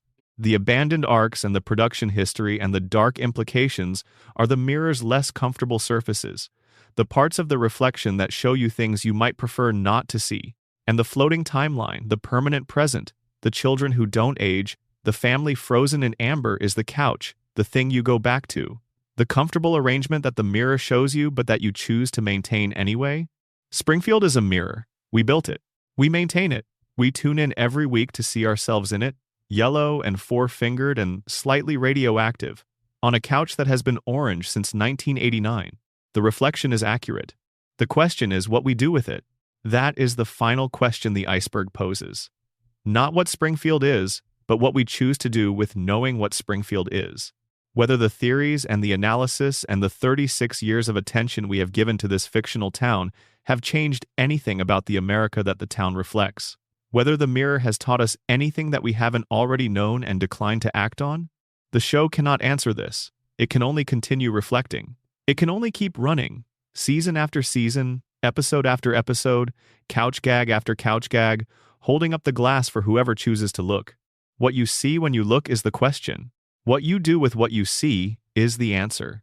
And the answer, like Springfield, is still out there, still floating, still glowing faintly in the dark. Final end of script to 40,000 plus words. Bonus section: the secondary mythology, secondary characters as archetypes. Springfield's secondary characters don't just populate the background of episodes, they constitute a taxonomy of American types, each one a distillation of a recognizable social role played out with cartoon precision. When you look at them collectively, they form a portrait of a community that is as sociologically specific as anything in the documentary tradition, even though every element of it is invented. Dr. Hibbert is Springfield's primary physician, the competent, professional, well-compensated doctor whose role in the show is to deliver terrible news with inappropriate laughter. The laugh is the joke, but the character beneath the laugh is doing something more interesting. Hibbert represents medicine as an institution that has made its peace with the gap between what it can do and what the situation requires. He knows what's wrong with his patients. He knows what produced their conditions. He delivers his diagnoses with the comfortable distance of a professional who has separated the information from the responsibility for the conditions that generated it. In a Springfield where the water is contaminated and the residents are showing signs of radiation exposure, Hibbert's cheerful diagnoses and inappropriate laughter read as the medical establishment's response to a public health crisis. It is either unable or unwilling to address at the systemic level. He treats the symptoms. He diagnoses the individuals. He does not investigate the source, because investigating the source would require confronting Burns, and confronting Burns is not something that Springfield's institutions do. The sea captain Horatio McAllister, the man who appears whenever the show needs a nautical reference, and whose only defining characteristic is an exaggerated sea captain effect deployed in contexts that have nothing to do with the sea, is the show's purest example of a character who has no interior life whatsoever. He exists only as a surface, a visual shorthand for a particular cultural type, with no backstory, no personal history, no relationships that the show cares about enough to develop. He is there when he is needed and absent when he is not. The sea captain is the show's equivalent of furniture. He fills space, he occupies the background, and his complete lack of interiority, the fact that he is only ever what he appears to be, makes him strange in a show where even the most minor characters have been given, at some point, a moment of unexpected depth. The sea captain has not had that moment. He remains surface all the way through, which, in a show that uses its surfaces to conceal depths, constitutes its own kind of anomaly. Krusty the Clown's full name is Herschel Schmoikel Pinchas Yerucham Krustovsky, a name that encodes everything about the gap between the persona and the person. The Krusty persona is American television entertainment at its most synthetic, a product designed to appeal to children through the particular combination of slapstick and catchphrases and demographic targeting that American children's programming mastered in the post-war period.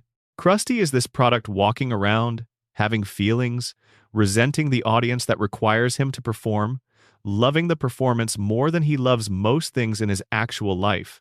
His father, Rabbi Krustovsky, voiced in memorable episodes by Jackie Mason, represents the alternative life that Krusty didn't choose, the life of genuine religious community and intellectual tradition, and the specific warmth of a rabbi's relationship to his congregation. The estrangement between Krusty and his father is the estrangement between entertainment and authenticity, between the performing self and the genuine self, played out across the Jewish-American father-son relationship with the specific texture that only a show with Jewish writers who understood that texture from the inside could bring. The reconciliation between Krusty and his father, achieved in one of the show's most elegant jokes, through a Talmudic debate about the permissibility of what Krusty does, is the show at its best, finding the specific cultural key that unlocks the specific emotional situation. Not taking the easy or generic path, but finding the exact right thing. The thing that only this situation, with these specific characters, in this specific community, could produce. Sideshow Mel, the replacement sidekick who arrived after Bob's first imprisonment, is one of the show's most transparently jokes with legs. His defining characteristic, the bone through his hair, is never explained and never questioned, not even by him, and this unexplained detail sitting permanently in the middle of his otherwise conventional appearance is the entirety of the character's comedy. The joke is that nobody notices, that a man with a bone through his hair is, in Springfield, unremarkable, that the standard for what counts as noticeable has been calibrated by the environment to exclude this. In a town where the residents are yellow and four-fingered, and some of them are dying repeatedly, and one of them is well over a century old, and being kept alive by weekly radiation treatments, a bone through someone's hair is beneath the notice threshold. Mel is a joke about the relativity of normal, about how complete the adaptation to abnormality can become when the abnormality is consistent and ambient. Barney Gumble is Homer's best friend, and the show's most obviously tragic secondary character, a man of intelligence and genuine talent who is being steadily destroyed by alcoholism. Barney exists in a permanent state of degradation, his former self visible in his face and his occasional moments of clarity, his present self defined by the drinking that has become the organizing principle of his existence. He is funny in the way that extreme self-destruction can be funny when it is happening to a cartoon rather than to someone you know, and he is sad in the same way. The show has given Barney moments of recovery periods of sobriety where the former self becomes visible and the character achieves things that the drunk version cannot and has consistently undermined those recoveries, returning him to the bottle. Because the return is the point. Springfield does not facilitate recovery. Its institutions are designed for the maintenance of the status quo, and Barney's alcoholism is part of the status quo. The bar where he spends his time is the most consistent social institution in his life. The recovery episodes are the show temporarily suspending the logic of Springfield to show you what Barney could be. The return to drinking is Springfield reasserting that logic. Barney's intelligence is not incidental. He is depicted in several episodes as having been academically capable before the drinking took hold, as having potential that the alcohol has progressively dismantled. This makes his trajectory legible as the consequence of specific choices in a specific environment, not as the inevitable result of character weakness. Springfield produced the environment produced the choices produced Barney. Lenny and Carl are Homer's co-workers and the show's most interesting long-term background relationship. They have been Homer's workplace companions for 36 years, appearing in essentially every episode that takes place at the power plant, reliable background presences whose function is partly to react to Homer's situations and partly to exist as evidence that Homer has relationships outside his family. But Lenny and Carl have been developed, across the show's long run, into something more than background. Their friendship has been explored in episodes that reveal a depth of connection between them that exceeds the workplace companion function, a genuine intimacy, a history, a relationship that has the texture of something long and real. The show has at various points implied that the connection between Lenny and Carl might be something more than friendship, without ever fully committing to that implication. The implication has existed in the subtext for decades, acknowledged by fans and occasionally acknowledged by the show itself without resolution. Whether intentional or incidental, this sustained ambiguity around Lenny and Carl's relationship mirrors the show's broader relationship to resolution. It prefers to leave things suggestive rather than complete, to maintain the texture of complexity without committing to its full implications. Springfield is full of things like this, relationships and situations and histories that point toward something without arriving there, that remain permanently in the state of implication because the show's format and the show's floating timeline don't accommodate arrival. Agnes Skinner, the principal's mother, or the mother of the man everyone calls the principal, is one of the show's most consistently cruel secondary characters, and the cruelty is specific. She is a mother who has organized her entire relationship to her son around control and contempt. She demands, she criticizes, she undermines. She has spent decades systematically destroying the confidence of a man who, whatever his other failures, has dedicated his life to public service in a community that rarely rewards that dedication. The Tamsarian revelation retroactively enriches Agnes's character in a way the episode probably didn't intend. If she knew, at some point, that the man she called her son was not her son, or if she suspected, or if she chose not to know because not knowing was easier, then her cruelty toward him takes on an additional dimension. She is cruel to a man she accepted into her life as her son, and her acceptance of him is complicated by whatever she knows or suspects about the circumstances of that acceptance. Agnes Skinner is cruel in the show's universe because she is a cruel person. But the cruelty has a context that the show has not fully explored. Professor Frink's catchphrase, "Glavin," is among the show's most pure pieces of comedy, existing without explanation, without context, without any apparent connection to anything about Frink's character or situation. It is a sound that emerges at moments of high emotion and that the show has never bothered to justify. This non-justification is itself a kind of comedy philosophy. Some things don't need to make sense to be funny. Some sounds hit the right frequency for reasons that resist analysis, and the right response is to keep making the sound rather than to understand why it works. The same could be said of the show itself, in a certain light. The Simpsons has worked across 36 seasons and nearly 800 episodes for reasons that are not fully reducible to analysis. The theories and the production history and the dark implications all illuminate something. But there is a residue that they don't illuminate, something in the specific combination of these specific characters in this specific town at this specific frequency of absurdity and sincerity that works in a way that is partly explainable and partly not. Partly Glavin. Bonus section. The future Springfield will never reach. There is a Springfield that exists in the potential future of the show. A Springfield that the show has glimpsed in flash-forward episodes and future-set Treehouse of Horror segments and occasional moments where the plot requires the characters to be older, and this Springfield is worth examining because of what it reveals about what the show is refusing. In the future episodes, Springfield changes. Burns is no longer alive in some of them. His treatments have finally failed, or the equilibrium of his diseases has finally collapsed, or the infrastructure that maintains him has finally proven insufficient to the task of keeping a man alive who has been trying to die of natural causes for over a century. In some of the future visions, Burns's absence has fundamentally altered Springfield's economy in ways that the show doesn't always follow through on, but which are implied in the changed landscape. In the future episodes, the Simpson children are adults. Bart has a kid, or doesn't. He works a job, or doesn't. He has arrived at some version of adulthood that the permanent present of the show denies him, and the versions of adult Bart the show has depicted are consistently more melancholy than the child. Bart more tired, more resigned, retaining the rebellious streak but expressing it in contexts where rebellion accomplishes less. Adult Bart has the same qualities as child Bart, but they mean different things in an adult. Mischief becomes failure. Cleverness becomes cunning. The energy that made him vital as a child has found fewer and fewer appropriate outlets in adulthood. Adult Lisa is a senator, or a professional, or a voice in public discourse, or whatever the specific episode requires her to be. She is, in all the versions, still fighting. Still identifying the thing that is wrong and making the case for addressing it. Still being heard by some and ignored by others. Still playing the saxophone, carrying the instrument through the versions of her life the show has been willing to imagine.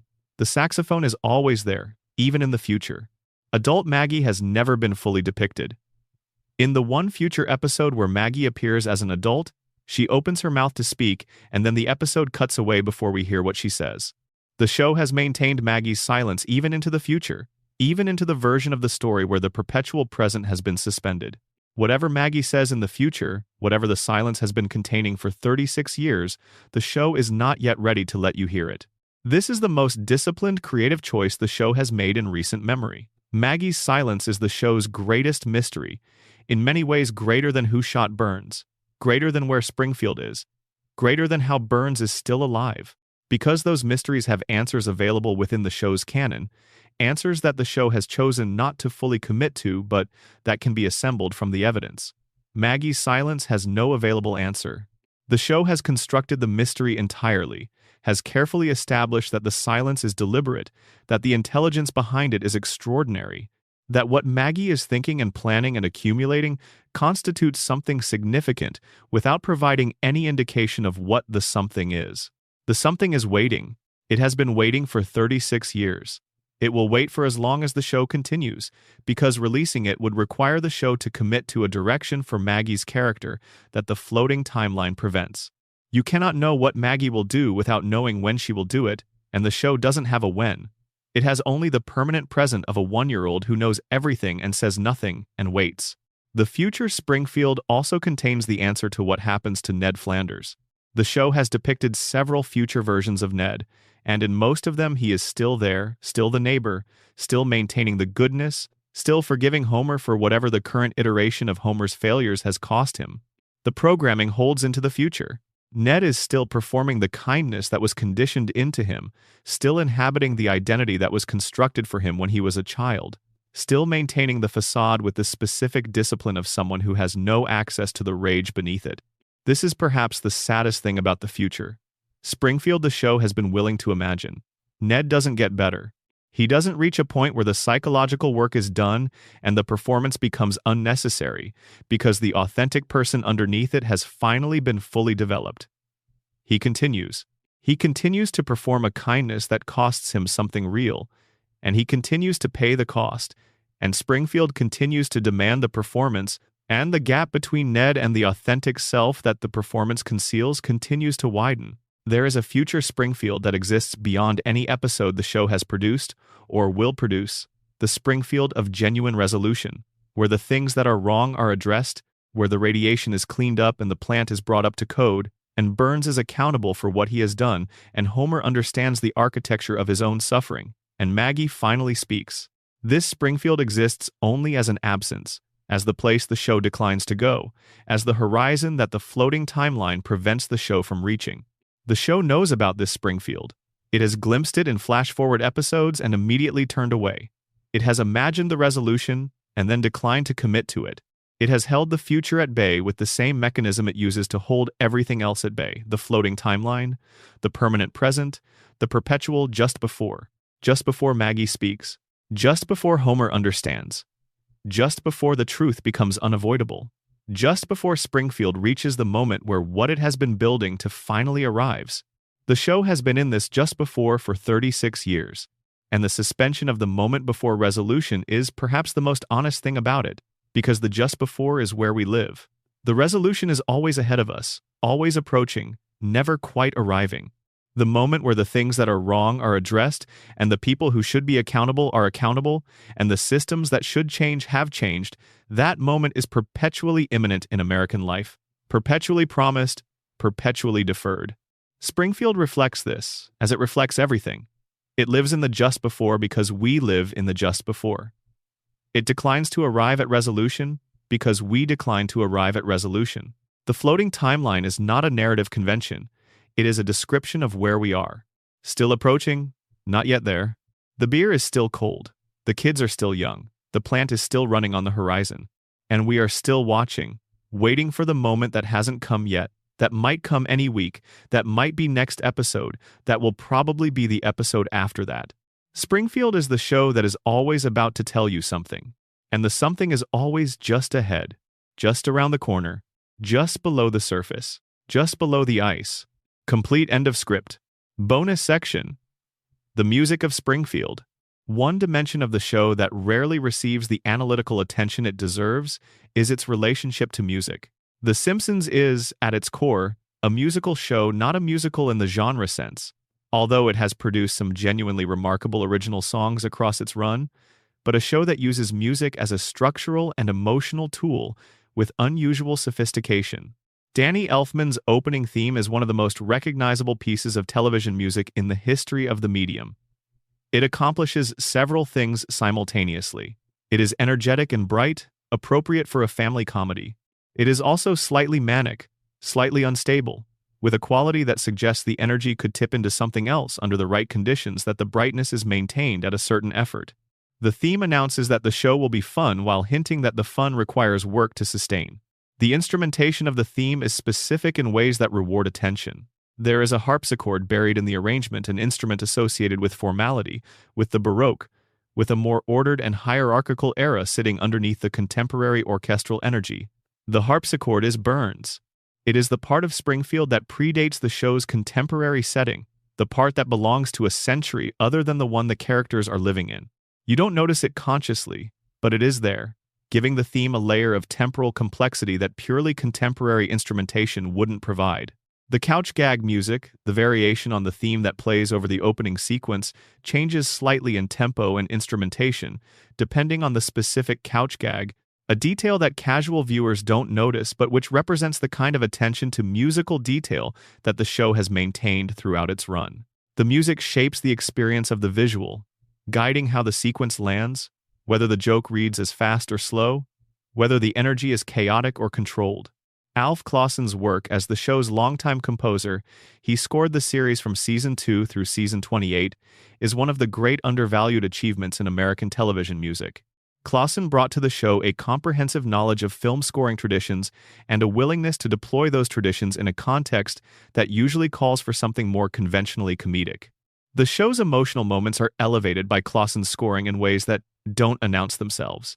You feel the weight of a scene like Mona Simpson's death, partly because the music is doing work that the dialogue alone couldn't carry. The show's original songs, and there are many of them, spread across 3 decades, range from the purely comic to the genuinely beautiful. We Do, the Stonecutter song, from the Season 6 Stonecutters episode, is a perfect comedy song, funny on its own terms and funnier in context, achieving the specific pleasures of the musical number while simultaneously being a precise parody of the form. See My Vest from 201 Greyhounds.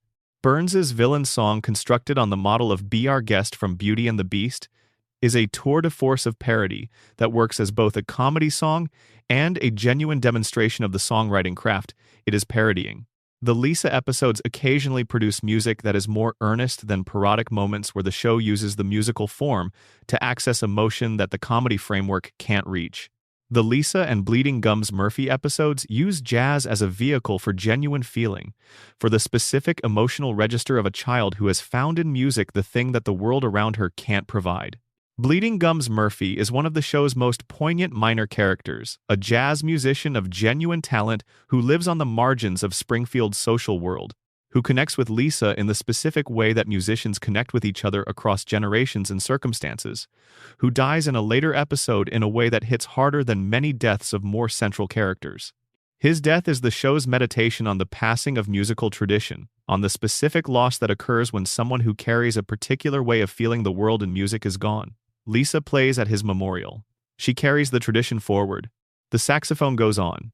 The Bart-centered songs tend toward the anarchic Do the Bartman, which became an actual pop hit in several countries and which occupies a bizarre position in the show's history as a genuine artifact of early 1990s popular music that also happens to have been created by a fictional character and toward the purely comic. But the show has given Bart musical moments that carry emotional weight too. Most notably the song Homer writes for Lisa in the Stark Raving Dad episode, Happy Birthday Lisa, which is so genuinely sweet that it survives the complications of that episode's current status and remains, in the cultural memory of people who saw it, a moment of pure, uncomplicated warmth in a show that doesn't always prioritize purity of warmth.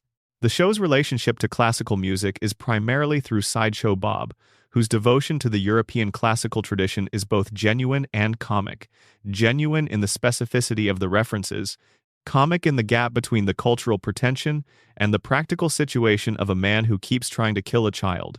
But classical music also appears in the scoring, in the way that significant moments are sometimes underscored with musical choices that elevate them into something beyond comedy, that insist on being taken seriously even when the context is absurd.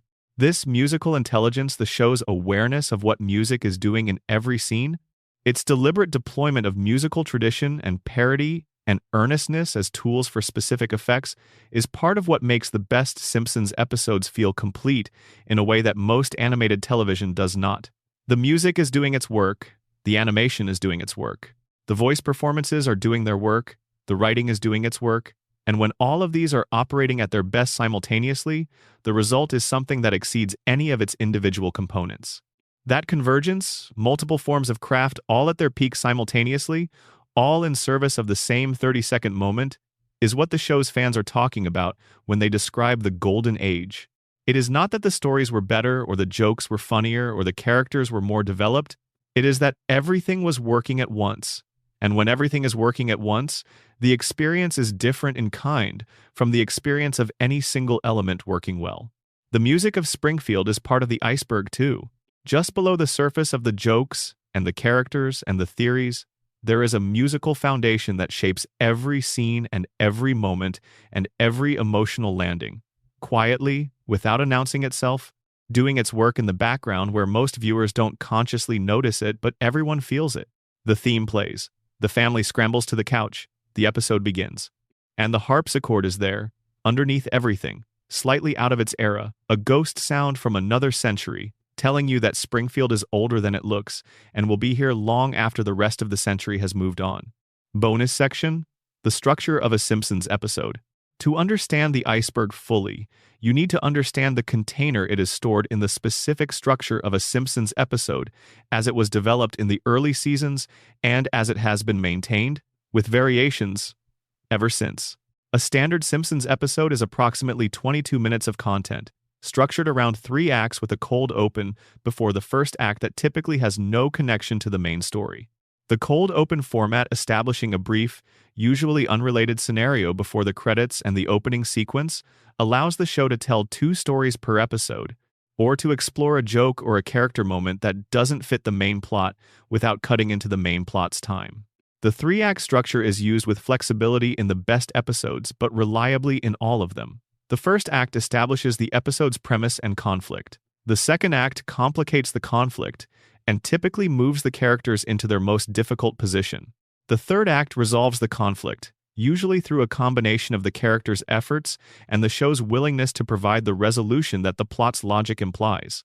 What is distinctive about The Simpsons' structure in its best episodes is the use of what critics have sometimes called the Act 2 twist, a mid-episode shift that takes the story in a direction you didn't anticipate from the first act setup. In the best cases, this twist doesn't feel like a betrayal of the first act, but like a deeper revelation of it. The first act's story was leading here all along, and the twist clarifies rather than abandons the premise. The episode Homer the Great sets up what appears to be a simple story about Homer wanting to join an exclusive society, and then reveals in its second act that Homer is the chosen one of the society, completely subverting the power dynamic and requiring the episode to become a different kind of story than the one the setup implied. The shift is prepared. There are visual hints in the first act if you know to look for them, but it arrives with enough surprise to feel like genuine revelation rather than setup fulfillment. The show's cold opens are sometimes one of the highest pleasures it offers. At their best, they are complete comedic statements in 90 seconds, short enough to be tight, long enough to develop and pay off, disconnected from the main story, in a way that gives them complete freedom of subject and tone. The cold opens that work best are the ones that feel like visiting a place that the main story wouldn't have time to explore, a corner of Springfield that the episode's main narrative doesn't require. Brought to life in a concentrated form, the use of Springfield as a setting rather than just a backdrop is most visible in the episode structure. A Simpsons episode is not set in Springfield the way a procedural is set in a city as a neutral location providing background for the story. Springfield is an active element of the story in the best episodes, its specific features and specific population, providing material that wouldn't be available in any other setting. The power plant is plot. The stonecutters are plot. The specific density of secondary characters, each with enough established personality to be called on for a specific reaction or a specific joke, is plot. The episode structure also has a specific relationship to time that distinguishes it from other animated shows. A Simpsons episode typically contains more story than its runtime would normally accommodate. More plot movement, more character interaction, more joke density. This creates the experience, in the best episodes, of having watched something longer than 22 minutes of a story that feels complete and substantial in a way that its actual runtime might not support. The opposite is also possible: episodes that use the same structure and produce something that feels padded and thin, that moves through its 22 minutes without the density that makes the best episodes feel long. These are the episodes that reveal what the structure requires. Not just the format, but the content that the format is designed to carry. The structure without the content is an empty vessel. The structure with the right content is one of the most efficient storytelling forms in American television. The show has produced nearly 800 examples of this structure, ranging from the near-perfect to the clearly compromised, from the episodes that define the form to the episodes that reveal what the form looks like when it isn't working. The Iceberg contains all of them: the peaks and the valleys, the canonical masterpieces and the forgotten mediocre installments that fill the middle of the long run. All of them are part of Springfield. All of them are part of what we have been watching. The structure holds, episode after episode. The cold open plays, the credits play, the couch gag plays, the three acts run their course, and the episode ends with Springfield returned to its starting position, ready for the next episode's premise to arrive and be processed and be resolved and be forgotten. The structure is the floating timeline in miniature. Each episode is a complete loop. Nothing carries over. The permanent present resets at the end of every 22 minutes, and Springfield is always, exactly, where Springfield was. The structure is what makes the coma theory feel so precisely right. A coma dream would have this structure. It would run in episodes, in self-contained units that begin and end without accumulating consequence. It would produce stories with the logic of individual units rather than the logic of sustained narrative. It would reset, because the dreaming brain resets between cycles, beginning each new episode from the same preserved starting position and building outward from there.